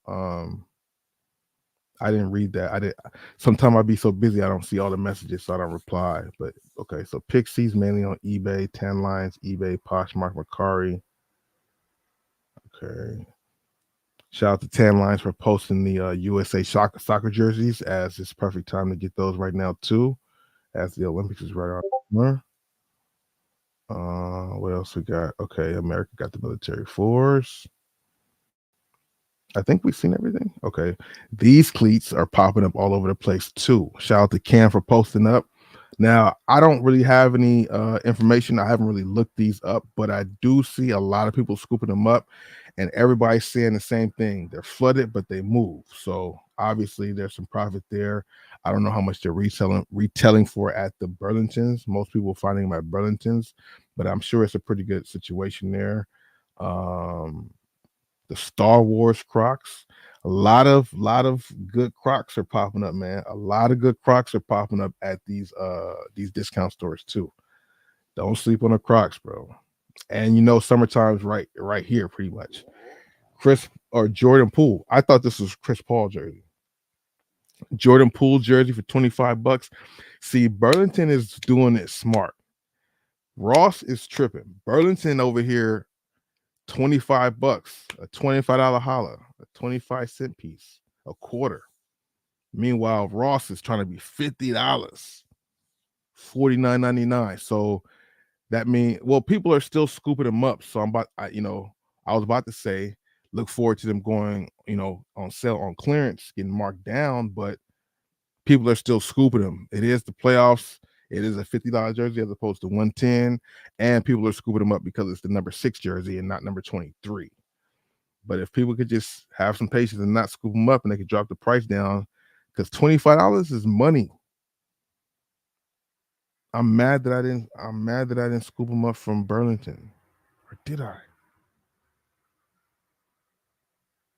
You might wonder, why do you not know? Because sometimes I scoop stuff up for myself, sometimes I scoop them up for other people, or sometimes I don't.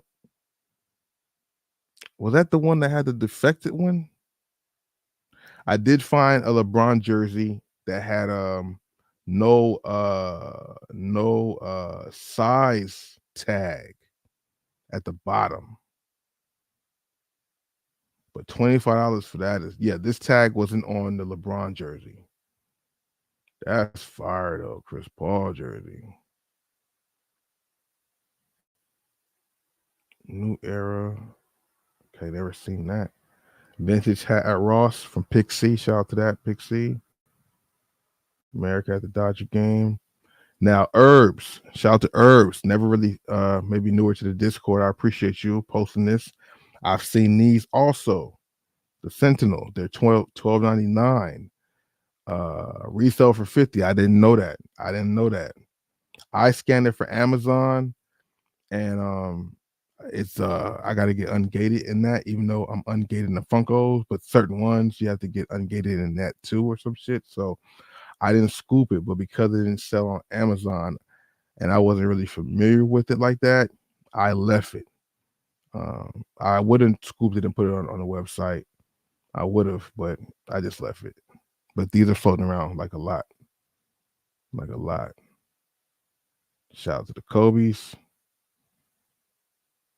Pixie once again, $16.99. Oh, Nike SB shorts. Nike SB shorts. Jordan backpack. The starter jackets are popping up. For $9.99? Wait, what? What? I saw that when people was talking about it, bro, but I didn't know that. No way, bro. I saw when somebody mentioned it, but I didn't pay attention to the story. Are you serious? No, $10 for the starter jackets. Those retail for like 130 plus. No fucking way, bro. No way.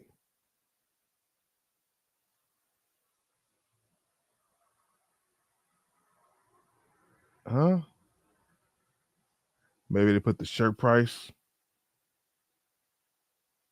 I don't know. I need to find out for myself now. Chargers, men's active team, medium. Nah, I don't think that's mispriced. No way, bro. The starter jacket's $9.99. I swear, I need to find out to see if that's a mistake or not. I'm gonna ask him if he's the one who replied in this chat. I don't know. Somebody's replying right now, so Cam with some more cleats.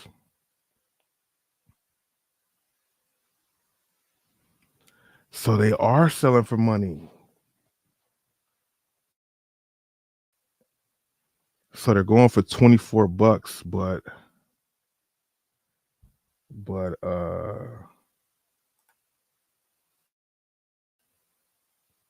on Alias, this is what they've been selling for.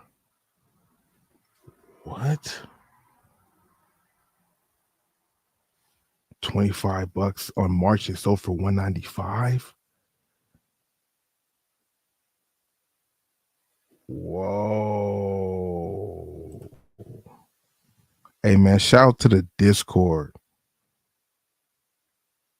Shout out to the Discord.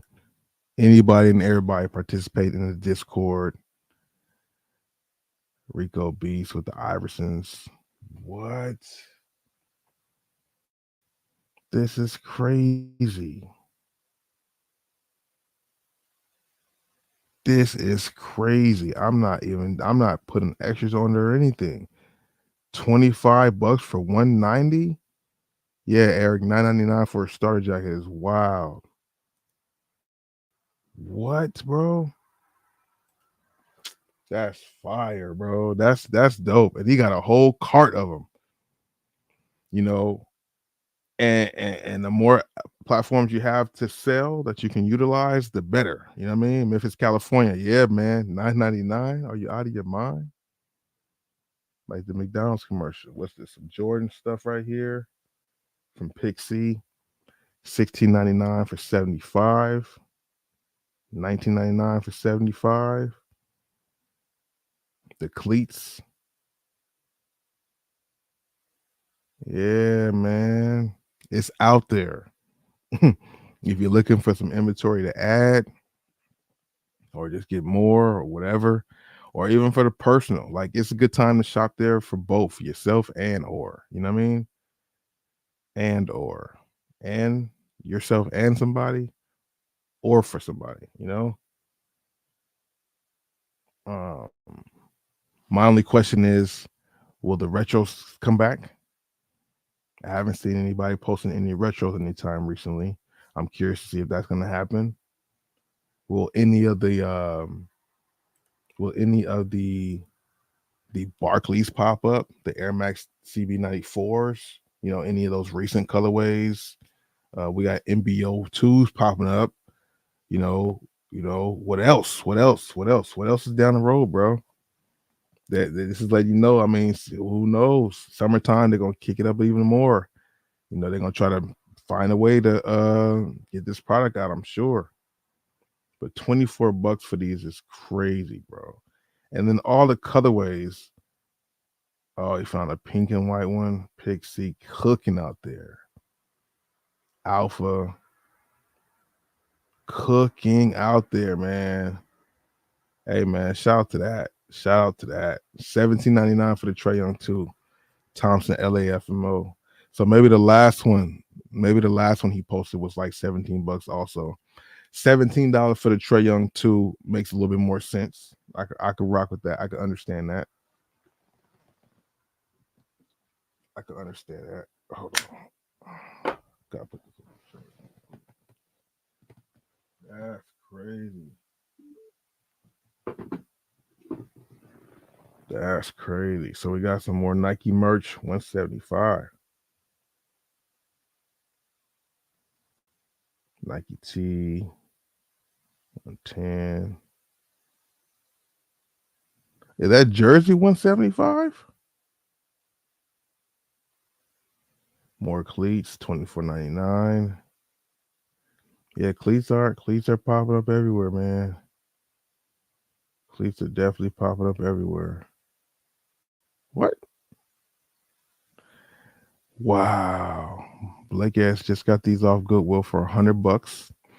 Now it's kind of hard for me to agree with paying for something for $100 at a Goodwill unless it's definitely worth it. Doing all the research, checking it out, checking it twice, checking it a third time to make sure. You know what I'm saying? So obviously he does this. I'm sure he does the same thing too because he's been doing it for a while and he has like a good product. He paid $100 for them. A few have sold on GOAT for $900. They don't sell often, but I'm willing to hold for a while. And sometimes you have to do that for some of these big time flips and finds. When you have something, you might have to hold on to them for a while. But you know, something like this is kind of worth it. I got a couple items like that you're gonna hold on to them with the intention of knowing you're gonna hold on to them for a while because you're gonna stay at your price. Nike Superfly 6 Elite, 2,400, $645. Paying 100 for them, you're not losing, especially when you have the capital to do it. I'm not mad at that, Blake S. Good look on that. Good looking out on that. Hopefully, you're able to get that, off your hands sooner than later. I'm sure you'll let us know when, but that's fire. That's fire. And selling them on eBay, they're gonna be authenticated. That's dope. Next, we got 10 lines. Oh, wait, we're not sharing. Wasn't sharing on YouTube or Instagram, I don't think, because I don't have it in front of me. Let me go back. Yeah, so cleats, shirts. I'm not sure if I showed that. Trae Young for $17. A lot more cleats. A lot more heat. Pixie doing his thing for sure. Not sure if I showed that when I went over just now. But these right here, these cleats, he found them for $100 at Goodwill. $100 at Goodwill. These are the current listings for them. That's crazy. Now, $100 buy-in, like I said, for this potential profit, especially when you can do it, I don't think there's a problem with that. You do your due diligence, make sure everything is good for him. He said the last one sold for $900, and yeah, so it could take a while. It could take a couple weeks. You just never know with these type of things. The question is for people watching now or on the replay: are you guys doing what Blake S did, going in on $100 for something from Goodwill for the potential profit of that? Let me know in the chat or in the replay. I want to know. Good move though. I'm not mad at that at all, bro. Shout out to Blake S on that. Make sure I put my reaction. Then this is what I saw. I saw 10 lines post this in the Discord. So when I seen the back part of the shoe, I'm like, oh, that's the shoe 10 lines posted. Let me go scoop that up. Of course, I did my research too, but yeah, for sure. For sure. Then P. Smith posted that the crazy one, a lot of people call him the banana shoe, whatever you want to call this colorway. Not a bad colorway at all for the Adidas crazy one, the Kobe shoe. Popping up at Ross. I've had people tell me about this before. P. Smith and the Discord actually found it. I think maybe somebody else did too. I'm not too sure. Definitely dope to find this. I'm sure they're probably like $39, $49, something like that. Definitely a solid find right there for sure. Definitely a solid find. Yeah, definitely. That definitely is a risky hold. You know what I'm saying? It definitely is, to go in on just for me mentally or personally, going in that much on a Goodwill item makes me pause just because, you don't know what people did with that thing before, as far as like, if they bring in a real one or not. But they do bring in real stuff. You do your research to make sure you're going to be cool, and you're going to be cool. I've done definitely some things like that before, so I'm not mad at that. But that is definitely, you know what I'm saying, the hold. But 100 for 900, shit. Man, somebody gonna scoop that up. Put that on every platform, bro. For the price you want it to, somebody gonna scoop that up. Promote the fuck out that thing on all the platforms. Somebody gonna scoop that up, bro. You know? um, I do this crazy one. Kobe shoe. Yep. What's that? What's that price? Oh, so they're going for $45. It says $44.99. $45 on that. That's solid. I'm not mad at that price point for that. What else we got here? Some more of them. $25. And it seems like they're at Burlington. So Burlington is flooded with these. We gotta slide to Burlington some more. We gotta slide to Burlington. I mean, it's everybody getting ready for Hell Week and all that stuff for football. Like that training stuff is just right around the corner. And when I did buy all them cleats, it was around the same time too. My problem that time before was, I think I had the problem of not posting everything right away. Procrastination is what procrastination plus unforeseen things happening is what led to me sitting on stuff for so long. Some of that was my fault. Okay, where we at? A lot of cleats. I feel like this is something right here too. Is that? Oh, that's Paul Ralph Lauren with the tiger on there. Okay. Then we got these denim jeans.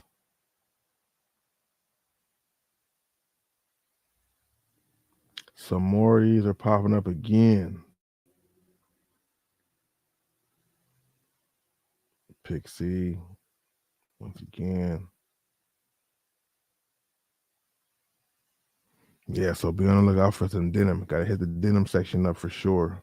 Let's see. We live. Kyra, what's good? Welcome to the stream. How you doing? Or welcome to the Discord. Yeah, so as you guys can see, There, can we share a link or just you can? Only I can. Um,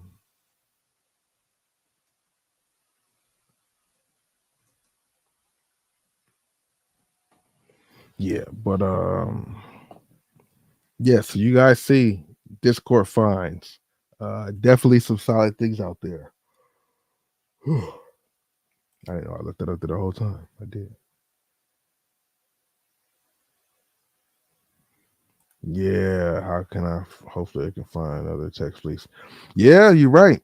You're right. Because leftover text fleets that was popping up at these stores should be available. People probably, discount it and stuff like that. I wouldn't be surprised. I wouldn't be surprised. I would not be surprised. A lot of good things out here, though, man. It's really good to see that because you just, it was dry for a minute, man. A lot of people out there. It was dry for a minute. A lot of people out there were getting discouraged. And I don't blame it. You know what I'm saying? People wasn't feeling the stores were just dry for a long time, and all of a sudden we get a little more a little spurge, which is always a good thing, man. You know. Um, but a lot of people were just turned off completely from the stores, because they were all bad at the same time. All of them. It wasn't like you could leave one and the other go to Burlington. No, Burlington was down just as bad as Ross was, and so on and so forth. I'm yawning just because I've been moving around, but I'm not really tired. Tired. Um, yeah. So lifetime ban. I think I talked about that already. Rick Ross. This stuff is wild. Hold on. Damn, I thought I had.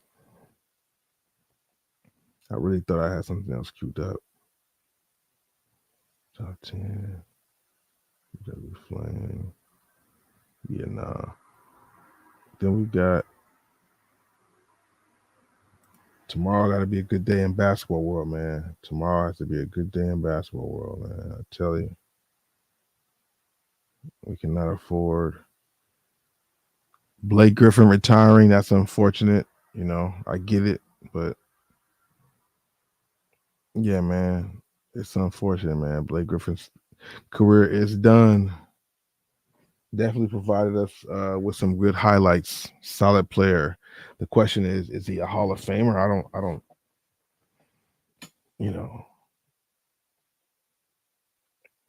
You know, by basketball Hall of Fame stipulations, I think he is because basketball Hall of Fame,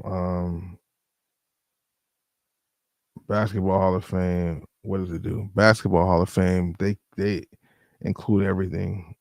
I think college and up, maybe even high school and up, maybe even high school and up. That's what else I was gonna talk about. Yeah, buddy, because I put that on my story.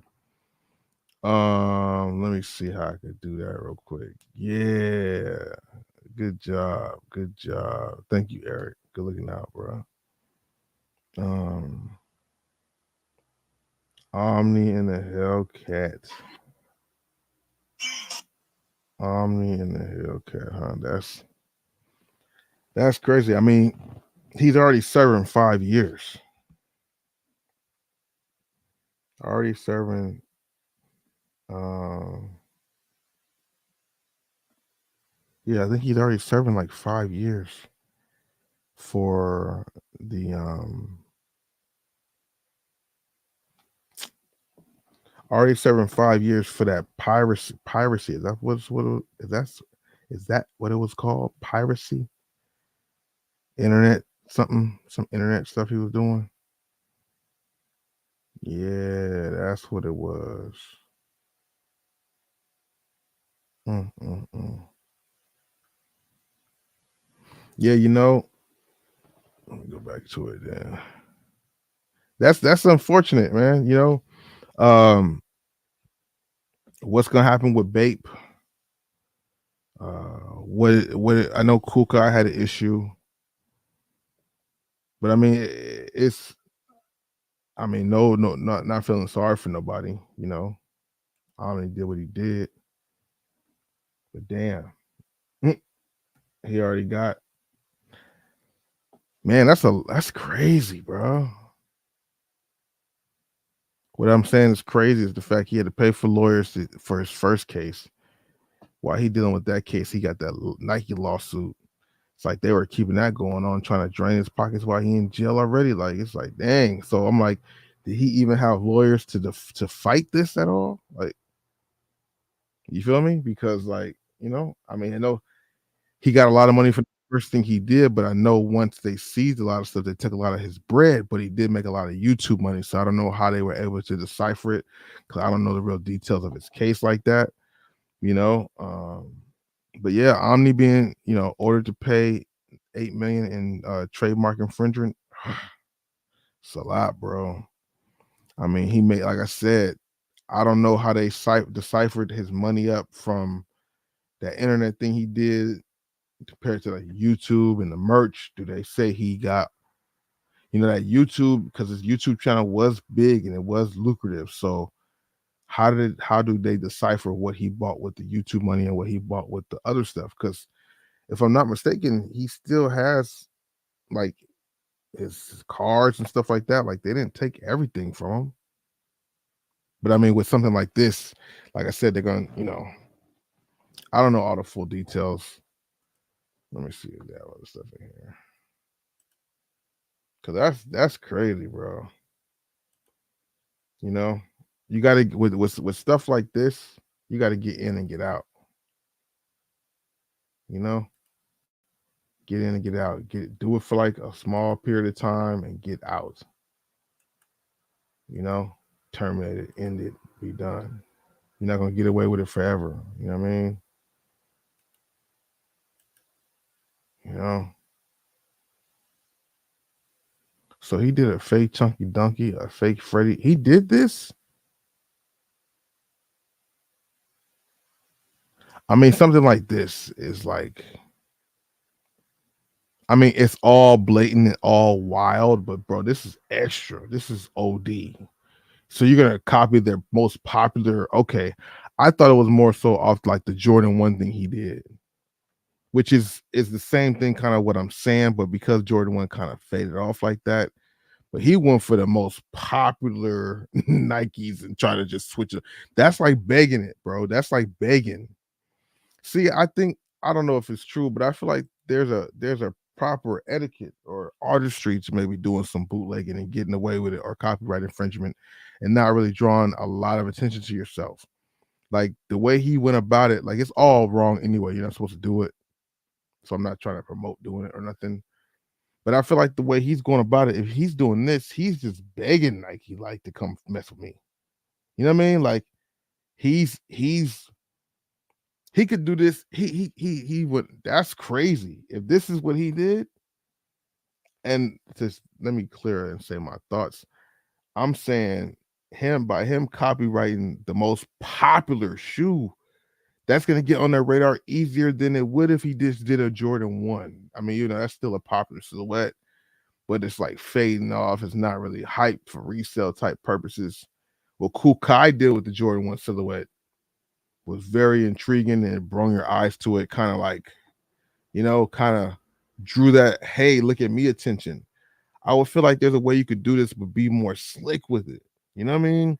By you copying the Chunky Donkey, that's like a flagship shoe, and you gonna copy that and just switch, bro. At least make it a different color. Like and then the Freddy Krueger, like that's crazy. That's bold. That's like Nike not gonna do nothing. That's extra. That's begging for an $8 million lawsuit. Why'd you have to do the both? That right there, okay, that's kind of opening up more. That right there is really taking away creativity and like, when you got people like Kai, what's the guy name? Sia Collective. Um, that's when like what he does with Sia Collective is more creative. You might have you can see maybe small inspiration here or there, But Omni went for just the whole thing and just switched to this. That's laziness. That's laziness. Copy. This is the example of what you don't want, don't like, would make fun of, would clown if you saw somebody wearing them type thing. Like, bro, that's a knockoff. I feel because it's almost the same extent of what Rashad McCants did with the Jordan 11s that we talked about. Jordan 11 with a Burberry print or a fake Burberry print. Like that's wow, you extra tripping. Like you smoking. You know what I mean? I honestly did not know that he did this. I like I said, it's all bad. The shoe he got on feet right here in the picture is of the Jordan 1 model. And that's what I thought was really the main thing because it's called Air Omni. The box kind of looks similar. But for you to copy like not only the Jordan 1 silhouette, but some of their most popular dunks, you're dumb for that, bro. That's extra. You're extra for that one, bro. And then like if you think about this and then put it in totality with his other case of what he was doing, and then how when he started getting caught, he started being like, well, other people I know did it for much longer, and like, oh, you're gonna start snitching now because you're getting caught. See, those together make you like a beady-eyed person not to trust. Separately, you could just be like somebody trying to put a hustle out there, trying to hustle, trying to make some money, you know, trying to get it out the mud a different way. But this together is like lazy copy, cheat code, skipping to the front of like, nah, bro, we don't respect this type of stuff. Omni, I didn't know you was doing it like that, bro. Even like I said, I'm repeating myself. Even though the Jordan 1 popular silhouette at one point their most popular reselling, but you have a lot of generic Jordan 1s. He went after the most popular shoes, bro. You're dumb as hell, bro. Concluded nearly after a year and a half as the New York court granted the default judgment in favor for the brand, ordering Omni to pay $8 million to Nike. Yeah, in 2022, they filed trademark infringement against Kool Kai, Omni, and others of the global footwear brand. I wonder who else did they do it to? Pause. Who else did they go after? Yeah, because of the intellectual property, specifically the Air Jordan 1 and Nike Dunk silhouettes. I mean, the Air Jordan 1, like I said, is just as bad. Like I said, it is just as bad. But I felt like with the Jordan 1s, they did do slightly different colorways than what they had released, even though the model is the same. And that's kind of where they're getting you on. The colorways were different. So that's where it's like, okay, people might not even fuck with them because they're like different, kind of the same, but different. But making a fake chunky, that is bold. And I just can't believe I just can't believe he thought that was going to be flavor. I can't believe he thought that was going to be cool. Damn, Omni, because that's crazy. Because at one point I'm just like, damn, man, it can't get no worse for Omni. Damn, like, oh man, shucks. But for me, seeing this, I'm like, you get what you deserve doing that, bro. That's laziness. That's no creativity. That's nothing, bro. That's just pure laziness. And because you got a couple money, because you got a couple dollars from this scam, let me go make this scam here. I'm gonna take the money from this scam and fund this scam over here. Like that's what that looks like. Damn, Omni out here Jenkins, and he gone for 5 years. Like I said, I don't wish that on nobody. Hopefully that 5 years go by fast for him, but that's crazy.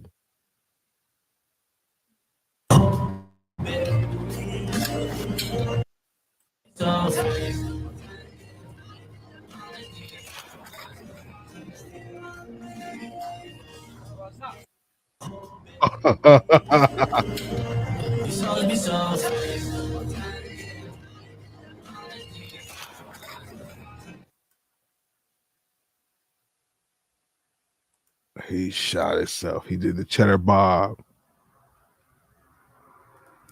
He did the cheddar bob in real life. Yeah, Nike shouldn't give anybody passes, especially if you're doing that, bro. That's OD. That's like extra OD, bro. Those guys, what he did was extra. Extra, read all about it. Like, what are you doing, bro?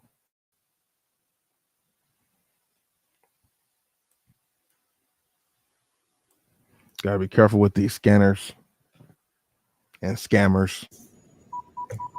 You know you have a schemer, right? Huh? You have a credit card schemer on there. Yeah. You know what this is, right? This is illegal. Give me a second. Give me a second. Let me That's call the illegal. police. Yeah, call the police. Yeah, because that's weird. Oye, Gaby, ¿te diste cuenta de esto? Ajá, déjale hablar a la placa. Translation. You know you have a schemer, right? Huh? You have a credit card schemer on there. Yeah. You know what this is, right? This is illegal. Give me a second. Give me a second. Let me That's call the illegal. police. Yeah, call the police. Yeah, because that's weird. Oye, Gaby, ¿te diste cuenta de esto? Ajá, déjale She hablar. said, "Otra vez." And then she said, "Well, I mean, what is that?"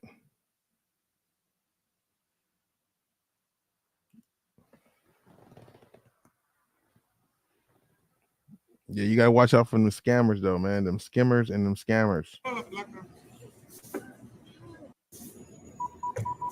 You know you have a schemer, right? Huh?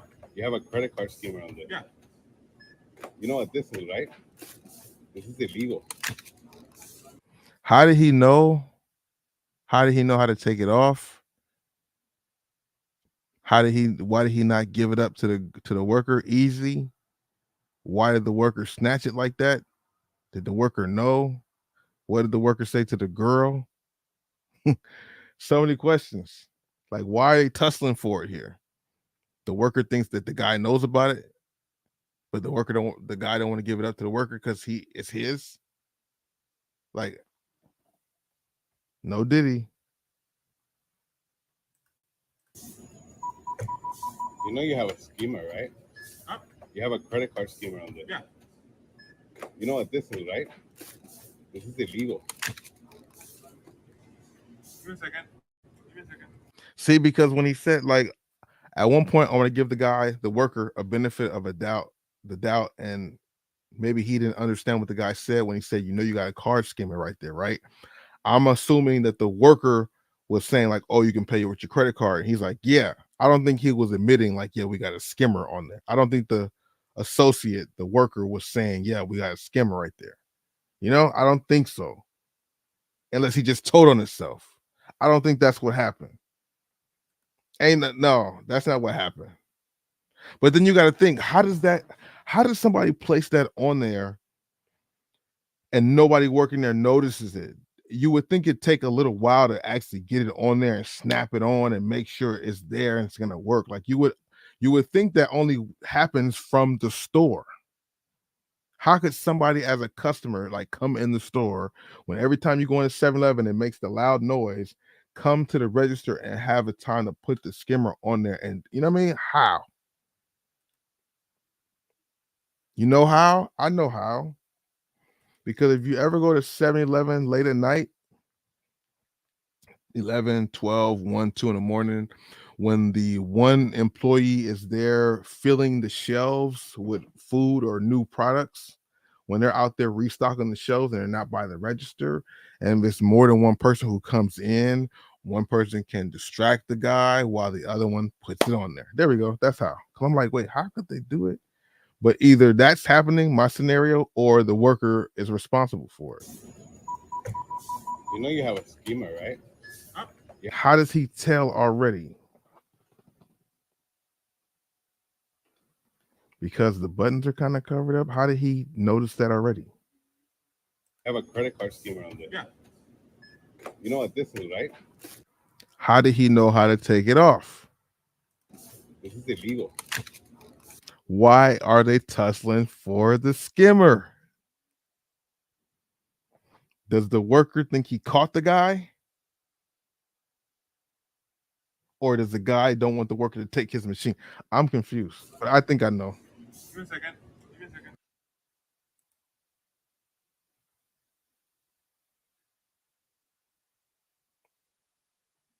Mm. That's, you know, you have a scheme. All right, right? last time. You have a credit card scheme around there. Yeah. You know what this is, right? This is illegal. Give me a second. Give me a second. Let me That's call the illegal. police. Yeah, call the police. Yeah, because that's way. Oye, Gaby, ¿te diste cuenta de esto? Ajá, déjale hablar a la placa. Yeah, be careful with that stuff, bro. Yeah, 99-cent store shutting down. That's a sad thing, bro. Sad day, man. They shutting down 99-cent stores, bro. It's a sad day, man. 99-cent store, man, been around for a long time. They've been serving the community for a long time. I've been a lawyer shopper with them. I work for them. Nigga, 99-cent store gets it in. They come in handy. That's messed up, bro.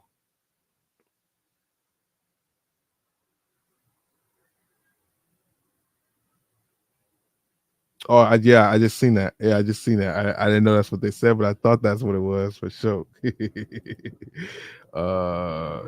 RIP 99-cent store, man. Um, you know, there's one not too far from me. I go there often to get my odds and ends all the time. You know what I mean? Um, cold thing about it is they didn't get no warning.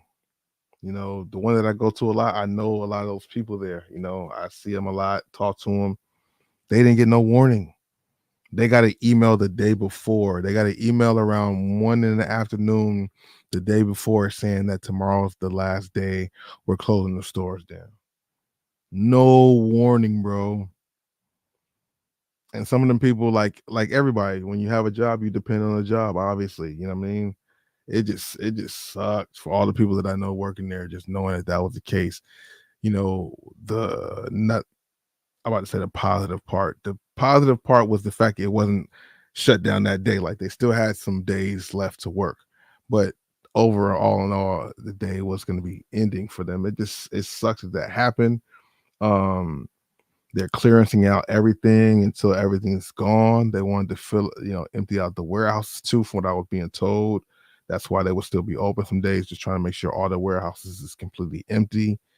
Um, but I don't know if you guys have been seeing, there's a lot of reports that there's a lot of other people trying to save it. Like the old people who used to work for Big Lots, the old owners of Big Lots, they're looking to take over. There's another company that's is considering taking them over too. You would think somebody like a Big Lots type brand could handle the 99-cent store brand in this economy, because Big Lots had good savings, but it was higher than the 99-cent store. So for them to go to a market a little lower than them from what they were at before, I think that would help them, and not, so they wouldn't be shutting down like they did Big Lots. But 99-cent store, man, came in handy. It sucks. Hopefully somebody's able to grab this and save it, because that market is there. A lot of people depend on 99-cent store. There has to be some money in it. I mean, everybody's realizing now that, you realized it before if you were advocate shopper, that a long time ago, everything being 99-cent at the 99-cent store, like that's been gone for years, years. I want to say even a decade or two. It's been at least 10 years since everything at the 99-cent store was 99 cents. It's been a long time since those days were in existence, because at one point that really was the case, where every single thing was priced at that. But those days, long gone now. Yeah. Yeah, and that's what I'm saying. By Big Lots being in a bigger market as far as their price margins, them going to the 99-cent store area should work for them. Also, with the fact people knowing not everything's going to be 99 cents, and that idea of 99 cents only is kind of It can't happen in this economy. There's nothing you can really. There's no profits to be made on stuff like that. You know what I mean? That business model lasted for as long as it could with the economy that it had. Even though there's been economy situations for a long time, we've had ups and downs with the economy before, but this time now it's kind of at an unprecedented time. So there's a lot of theories behind why this stuff is happening, which a lot of it, can very much be true. But all in all, the fact that it's happening does suck because 99-cent stores are clutch, man. They come in the clutch, bro. Trust me, they come in the clutch. You're having a party, a barbecue, a get together, something like that. 99-cent store go get all the cups, the plates, the paper plates, the trash bags, the candles, the card. Like you could get everything from there, bro. I mean, on my main channel, Bosco Mitchell, years ago, I used to do 99-cent store hauls. I switched that over to my Bobby Thrift channel. I might have a couple videos on my Bobby Thrift channel a long time ago, but that didn't really suffice. Didn't really do it for me anymore based on the content I was making. But you could come up on so much stuff at the 99-cent store for the low, as you guys know. Like I was one of the people that would do half of my grocery shopping at the 99-cent store and the other half at Whole Foods or whatever other market I wanted to go to. Whole Foods or Trader Joe's. It would be 99-cent store, Whole Foods or Trader Joe's. Like those would be every time I went grocery shopping, I would go two stores. Because 99-cent store get the odds and ends, you just couldn't beat that. But it's just unfortunate, man, that's going away now, you know. Yeah, people get the whole, like I said, I have videos on my channel of me I have videos of me doing a 99-cent store haul, spending $100, seeing how much I could get, spending $100 getting like, I don't want to say 100 items because that's not the case, but a lot more than you could get at any other store. It's amazing how that was like that, name brand stuff, good stuff too, not like cheap. Not, of course they have their share of cheap stuff too, but yeah, you would think that it would, but it like I said, it did run its course. It did do what it was supposed to do. That eclipse thing was crazy too. I know a lot of people in California, we didn't really experience it at all. I was under the impression that everybody was going to see it because I didn't look at the news to see how they were showing the trail of this, how it was all going to happen. But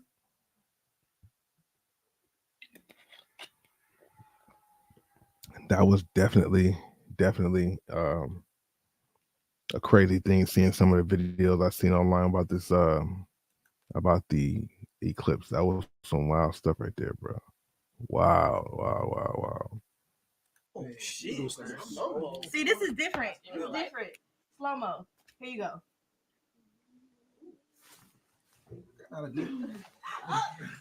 Relax. Wait, hold on. Wait, what the fuck? Whoa, this your man? Wait, what the fuck? The slow mo. What? What the hell that is? Cool, like. You gotta be careful, bro. You gotta be careful. They call that session. They call that SA. What he just did, thinking he was funny. It's a thin line. This stuff right here is tricky. It's a thin line with what's it's a thin line. Yep. I get the wrapping paper. Yeah, Dollar Tree is dope too. I mean, okay, Dollar Tree already tweaked their prices. Now it's $135 after tax. What's the next step for Dollar Tree? Are we gonna get at the end of the next quarter? Are we gonna get Dollar Tree shutting down, or are they gonna raise their prices again? What's up with Dollar Tree? Dollar Tree was always under 99-cent stores still.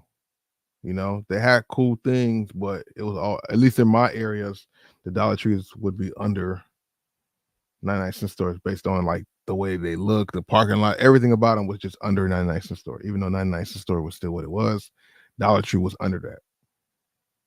But these guys are all here playing the game, and just that little what he did, just that little could get him in a lot of trouble. Hold up. Can I do a slow mo for you? Oh shit. So she went a slow mo twerk or twine for him, but he did something fast. It looked crazy. They was about to cook him right there.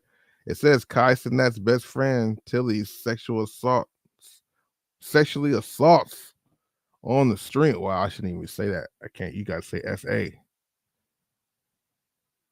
But how do they consider that? Just they consider this.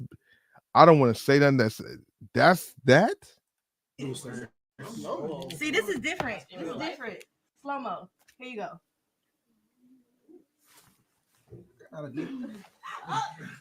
Relax. Wait, hold on. Wait, what the fuck?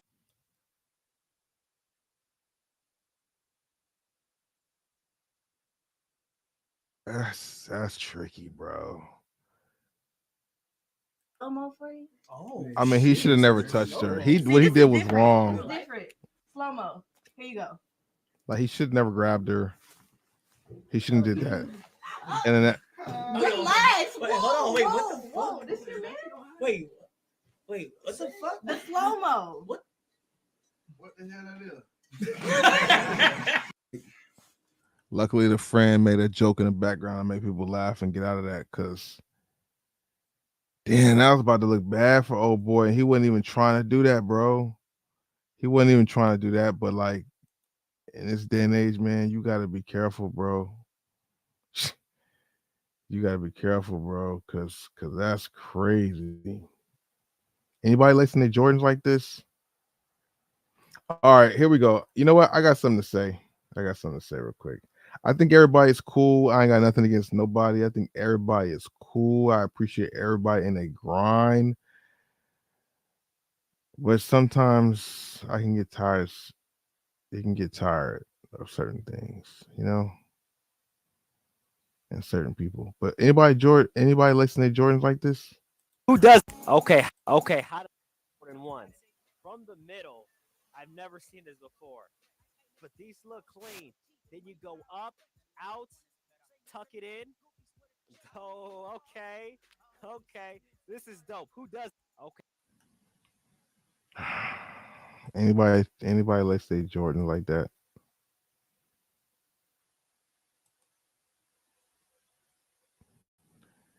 Yeah, that's kind of it for me. Yeah. Gammas. Are the Gammas coming back? Are they going to officially drop in November? Are they officially going to give us the Gammas?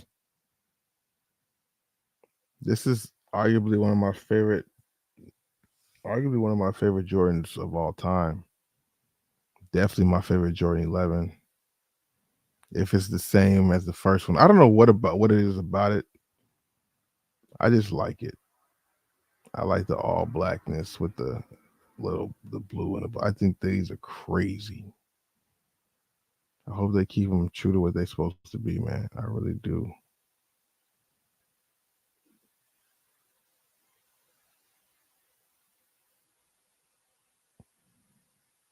Wow. Shout out to Lizzo.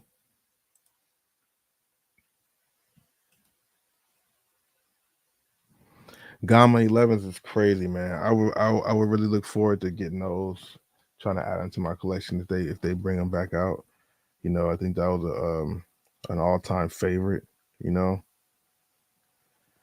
I seen somebody wearing them the other day. They look just as good as they did at first. I'm like, man, that's a dope ass shoe right there, man. The Gammas. Shout out to everybody coming in and out on Instagram. We've been live for a minute too, bro. For a minute. I like how StreamYard is allowing me to connect the dots. You know what I mean? There's been some pretty solid releases in 2024. The releases haven't been too bad this year, A lot of people,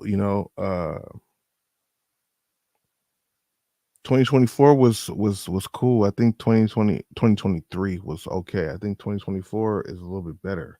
I don't think everything's selling out, of course, but I don't think it's been like really bad releases out here. It's just people, it's in a different space when it comes to buying the shoes, but it's been a pretty solid outing, I think. Am I tripping? Wait, so how could I do that? How could I do that? How could I do that? How could I do that? Let me see. Military Forge, man. A lot of people are disappointed by that shoe.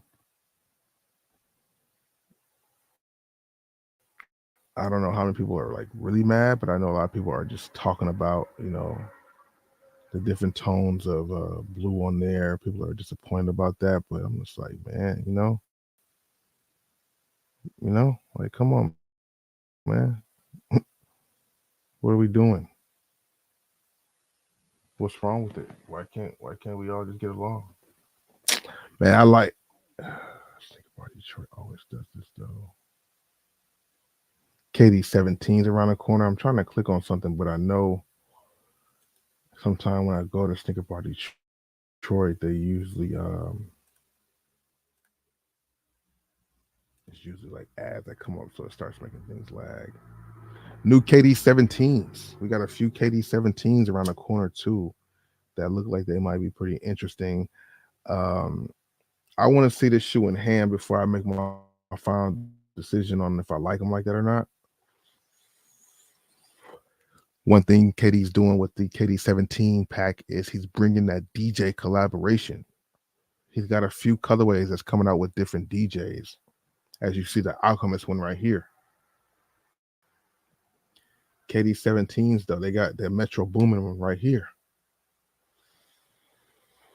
On Bosco 2.0, be on the lookout for information, more details on these. I got some videos lined up for that channel coming out in the next couple of days, over the next few days. So stay tuned for that because there's a lot of things out here to look forward to in the next few weeks. I just been busy, so I wasn't able to get to my video, but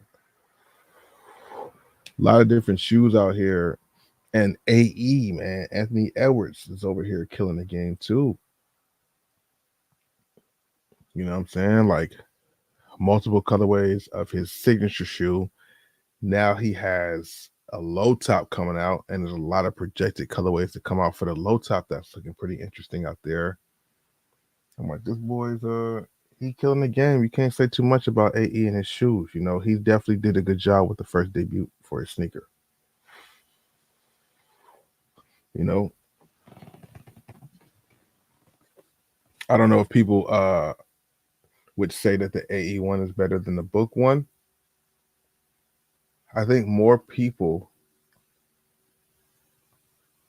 I honestly feel like more people would like the AE one over the book. Like, I think the response, I don't know for sure. I'll have to look up the stats to figure that out.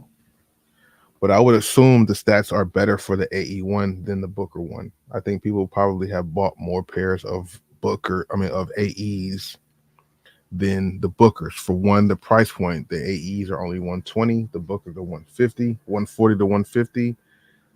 More colorways have been released of the AE ones. I think Booker had mentioned before his shoe actually dropped it, he's had issues with Nike or something of some sort. So Anthony Edwards is definitely stepping it up for the first silhouette. And that reminds me, we got to talk about that. So you got Anthony Edwards, the AE1, right? Then you got the book one. Then you have the jaw one, right? Anthony Edwards shoe, Devin Booker shoe, Ja Morant shoe. Anybody else have a first signature shoe this year? That's significant from the big two brands? Can't think of it. Out of those three shoes, the AE one, the book one, the Ja one, how do you categorize? I'm gonna break that down in the video. It's like which order do you put them in? and you put them all, which order do you put them in as far as the best shoe, from looks to performance to price point to just all the factors? Putting in all the factors without putting in a lot of thought to it. I say it goes AE, Ja, and then Books. Books is probably the third best first. What's the word? Books shoe is probably the third best signature shoe for the first. How do you say that? Devin Booker shoe is number 3 amongst all the number 1 silhouettes right now when it comes to the Book one, the Ja one, and the AE one. AE one has the best colorway so far. Ja one is leading with the colorways and the collaborations or themes, and then Books last because he's just like late to the party and only had like a few colorways drop. Even though his PEs are looking ridiculous, some of Devin Booker's PEs are looking crazy in a good way. You know what I mean? But Anthony Edwards is already onto his low top version of the shoe. Ja's already a low top, so he's not going to get that. The next step for Ja Morant would be a budget model shoe, but his shoe's already $120. So do you really need a $89, $90 shoe for him? Anthony Edwards, though, is holding down, got a good shoe, got a really nice low top right there. Well, the low top's straight. I want to see what the low top look like in person. When he wore them, they look dope. You got to see them in hand and see if they still hit the same. A lot of stuff out here, though. A lot of stuff to look forward to when it comes to these sneaker pickups and everything, We definitely going to break this down on Bosco 2.0. We rocking at 3 a.m. Shout out to everybody here on the late night. You know what I mean? It was kind of a sporadic situation. Wanted to see what was going on. If you guys have some shoes out there that you're looking forward to, let me know in the chat or in the comment section. You know what I mean? URL, they announced Loaded Lux versus Rum Nitty. Don't know how many people are really into that, but I am. I like battle rap. I feel like it's definitely taken a step back or two just because of what's going on, all the behind the scenes stuff. For some reason, I'm not really enthused to see it. I don't think the setup will be correct. I don't know how they're going to allow us to see it, what kind of pay-per-view situation it will be. I miss the days of, YouTube drops. They're starting to do more YouTube drops on URL, which is a good thing, but yeah, I think I want to hear Lux in a small room, not necessarily on the big stage. I don't like the way that stuff kind of performs sometimes. The crowd you don't really get a chance to hear Lux like you want to hear Lux. I think a big crowd favors Rum Nitty like 110%. Very similar to a Geechee Gotti. You know what I'm saying? I'm not sure where it's located. If it's like on the East Coast, that might make a difference. But if it's not, if it's somewhere else, Lux is gonna lose again. So hopefully he can get the money he deserves. I don't know who else is on that card yet, but I'm still a URL fan over everybody else. We got RBE stepping out the game. That's crazy to see that somebody actually just gonna completely step out the game. I mean, I didn't watch the vlog, but everybody who I'm hearing talk about it, they're kind of confirming that RBE, what's the guy's name? AR-15 or whatever. ARP said that he's not doing it. Norbs is not in the game no more either. It's just URL and I guess Chrome and whatever they're doing, and KLTD still doing their thing too, but it's been a stagnant thing, and it's just unfortunate to see the battle rap community or the battle rap genre from the beginning to, like, I don't want to say the end because it's not the end, it's still gonna go, but to see where it was to where it is now is a big difference, man. And it's being watered down like crazy. Not a lot of originality. There's a lot of people who sound like some of the older people, and then the marketing schemes from what URL and them doing don't make sense for a lot of things. They're not doing things to stretch the market for their people. But again, I believe also the people they're trying to stretch They can't stretch them out. They're not marketable to stretch out. All the main marketable guys are the older vets who want to get paid a lot more. And if you're not, you know, doing what, it's crazy. It's crazy to see this happen, man. There's a few big battles out there people still want to see that would draw interest. But I'm telling you, it looks best on URL. It does suck seeing some other leagues come with these really good battles. And of course, the production and everything is there. If you get Avocado or whoever else to do it, it comes out good. But I just remember the days when all the big battles and stuff was happening on URL, and it turned out good. But right now, things are just in shambles. A lot of court cases going around. So I'm sure that had a lot to do with things. And then just a lot of copycats and people not performing. When you got people like Chess messing up as much as he does and continues to get shots, that's kind of crazy. You got people like Jerry West, who's good, but then he disappears. You know, Conceited ain't never coming back. I thought there was a chance we was gonna get Conceited to come back to battle rap here or there. I really don't see that happening no more. And I feel like he was ahead of the game when he got that shot with Nick Cannon and Wilding Out. He's seen the writing on the wall then, how much he was getting paid to do that compared to how much he was getting paid to battle rap. And I'm sure he's seen down the road it was only going to get more on this side and only get less on this side. You know, you got people coming in messing up the events, whether it's fights or not knowing their words when they battle. That's not a good look, bro. That's not a good look at all. You know, and then you have people like Caffeine coming in and people want to get mad at Caffeine and call them culture vultures, but they saw an opportunity with the money. It's just that once they passed over the money, it didn't get handled the right way. You know what I mean?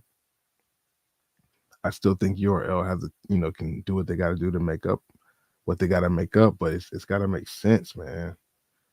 And all the big people are stepping out and going other places, but we need to bring it back to the essence. We need some more. Queen's Flip used to have the quiet room battles, man. We need some of those where it was just the two rappers in the booth spitting and people was outside and you just heard Rex and Head Ice go at it. That was fire.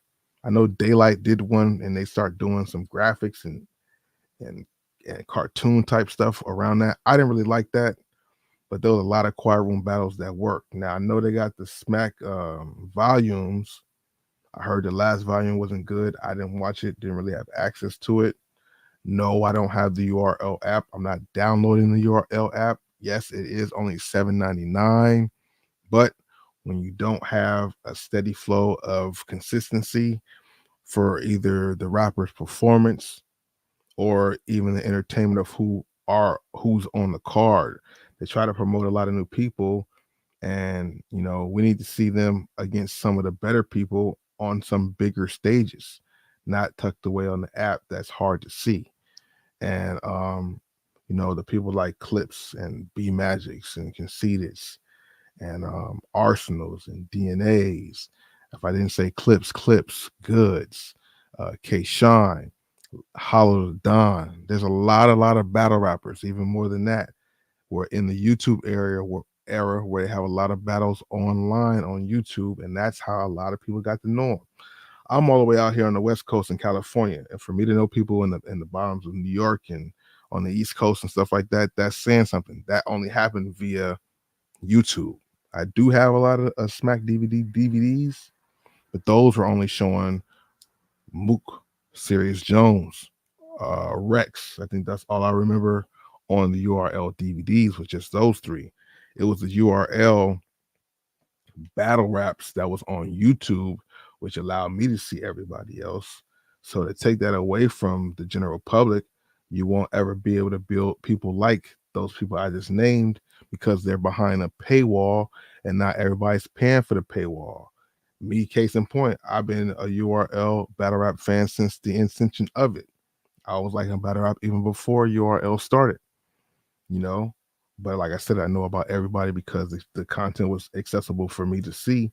And they talk about, you can't monetize and make much money on YouTube. There's different ways around that stuff now. They've changed a lot of the rules that are friendly to artistry online. Now, maybe not the same amount as you might get doing it the other way. but you build the product for you build your audience, you build your clientele and your product because more people get a chance to see them. Seeing everybody battle everybody on YouTube was dope. You know how many battles on YouTube Charlie Clips has, DNA has, Hollow the Don has, B Magic, uh, Reed Dollars, Rich Dollars, Disaster. You know how many battles they have online, so you can always watch them against different people in different type of atmospheres and appreciate their artistry even more for them to be able to do what they do in all these different type of environments. The URL stuff seems so staged now and so like secluded and like controlled. It doesn't feel like really organic like it used to. It used to feel real organic. Now it seems a lot more staged. And speaking of stage, hearing the fact that these guys starting to stage their battles is crazy.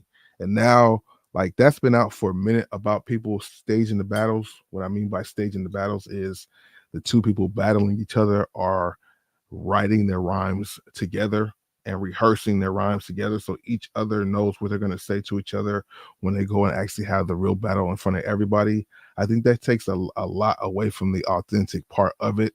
Now, if you got people who are really good and it works, because I'm sure we've been duped to think that there's been all real battles, but there's probably been some real good scripted battles that nobody ever known was scripted. And that's probably why things came in there, you know. And then also, if you have people not remembering their rhymes, their battles, their bars, that's why you might want to implement scripting so that way everybody knows what the fuck they're supposed to say.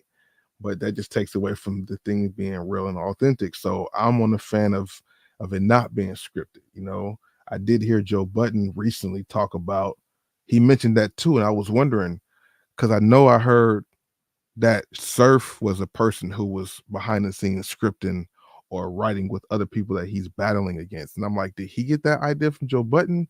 Or did Joe Budden put that idea in his brain? Because Joe Budden was on there recently saying, like, yeah, I told them guys a long time ago they should do a script battle. Like, you know, he just said it like it was so easy. Just do a script battle. Pre-write it, script it together so you guys know what it is and perform it. Like, I understand that's what it is because it's like a performing arts, but I came from the point where it was everybody was coming up with the stuff themselves off their own merit and presenting it to the world, and it was fire. And nobody knew what the other person was going to say. So you hearing these haymaker type of bars, and now you have to keep your composure and still remember your stuff, and then come back and combat that. That was like realness, right? That was like a battle of wits. It's not. It's like the definition of what battling's supposed to be. You say something to me crazy, I'm supposed to be able to take it and act like it don't affect me at all and come back and say something worse that's even clever or better and show that I'm better at doing this. But if it's all scripted, then it just takes away that element for one, because I've definitely seen some battles over my time of watching it where somebody said something to somebody that was not even on some like death threat or nothing crazy, but just like some bars that was hitting hard enough to where next person stumbled, missed their words, messed up, or just it just got washed. I've seen that happen off of people's words and the reactions to it, like in the battle. So to take that part away of it, this kind of sucks. But like I said, there's probably been a lot of battles that actually happened and went down and that are deemed to be really good that have been completely scripted. And that's messed up, especially if it came from the URL platform, because that's supposed to be the realest, rawest form. You know what I mean? All the other ones was like the kind of cookie cutter and corny jokes and stuff like all the time. Like jokes is funny, but like, you know, there's a difference between the different ones, man. So we got to see what happens with this Low Deluxe and Rum Nitty battle. I'm looking forward to it though. I just hope it's I hope the rest of the card is good, and I'm hoping the presentation is good enough, man. You know? Because it's a shame that something like that, such a good genre and such a good part of the music or the rap is being taken out from just all the semantics and a bunch of other stuff behind the scenes. You know what I mean? That's unfortunate, bro. Because there's a lot of good battle rappers out there, but the greed and the sneakiness behind the scenes is what's really, really taking over the scene. And that's the unfortunate part, man. That's the real unfortunate part, man. We'll never see, the RBE versus URL or KLTD tournament with all the different artists in them again. Like, you don't really see that type of stuff no more. You know what I mean? And even the West Coast battle rap stuff is cool, but it's also kind of fixed. You can see how they're trying to push only certain people with the next guy. He's cool, but they're really gas him. And then it's just weird, man. It's unfortunate. I don't know.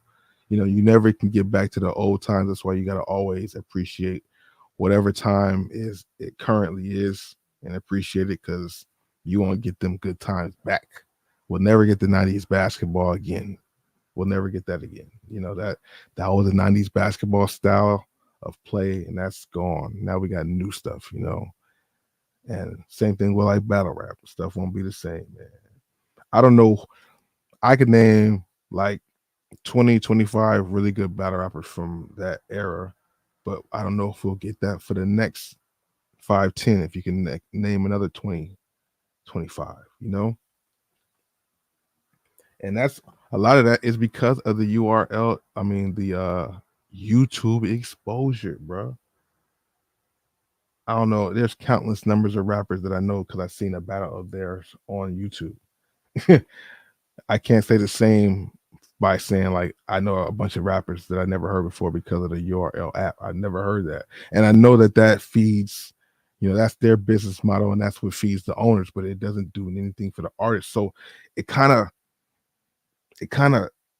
handicaps you. It kind of handicaps you, man. That shit crazy. And then to hear that some people getting paid, like, I mean, you get paid period to spit some bars is dope, but to hear that some of them was getting like $500 and $300 and stuff like that, but acting like they're getting 10s and 20s and stuff, that's crazy, bro. Something got to change. I want to know what you guys think about that too. If you're into this battle rap stuff, I want to know what y'all think about it. Got a lot of things we covered, a lot of things we talked about, a lot of good things going on, man. We're going to definitely try to make this more consistent with this stuff, But interesting stuff, man. Omni and the Hellcat got to pay up Nike. Got to pay Nike, man. Got to pay them. What is it? $8 million. That's crazy. Gamma 11's coming back this year. We got to get those.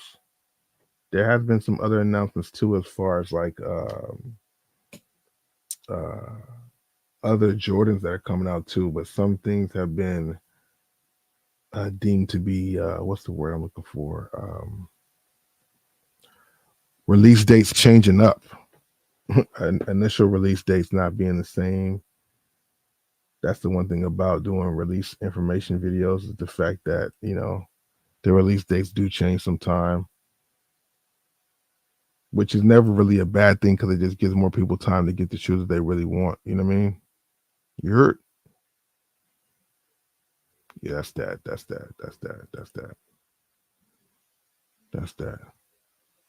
We're gonna be at it again though, man. I appreciate everybody stopping by for however long you was here for. Instagram, Twitch, YouTube. I'll holler at you guys. I'll be back live again soon. Until then, deuces.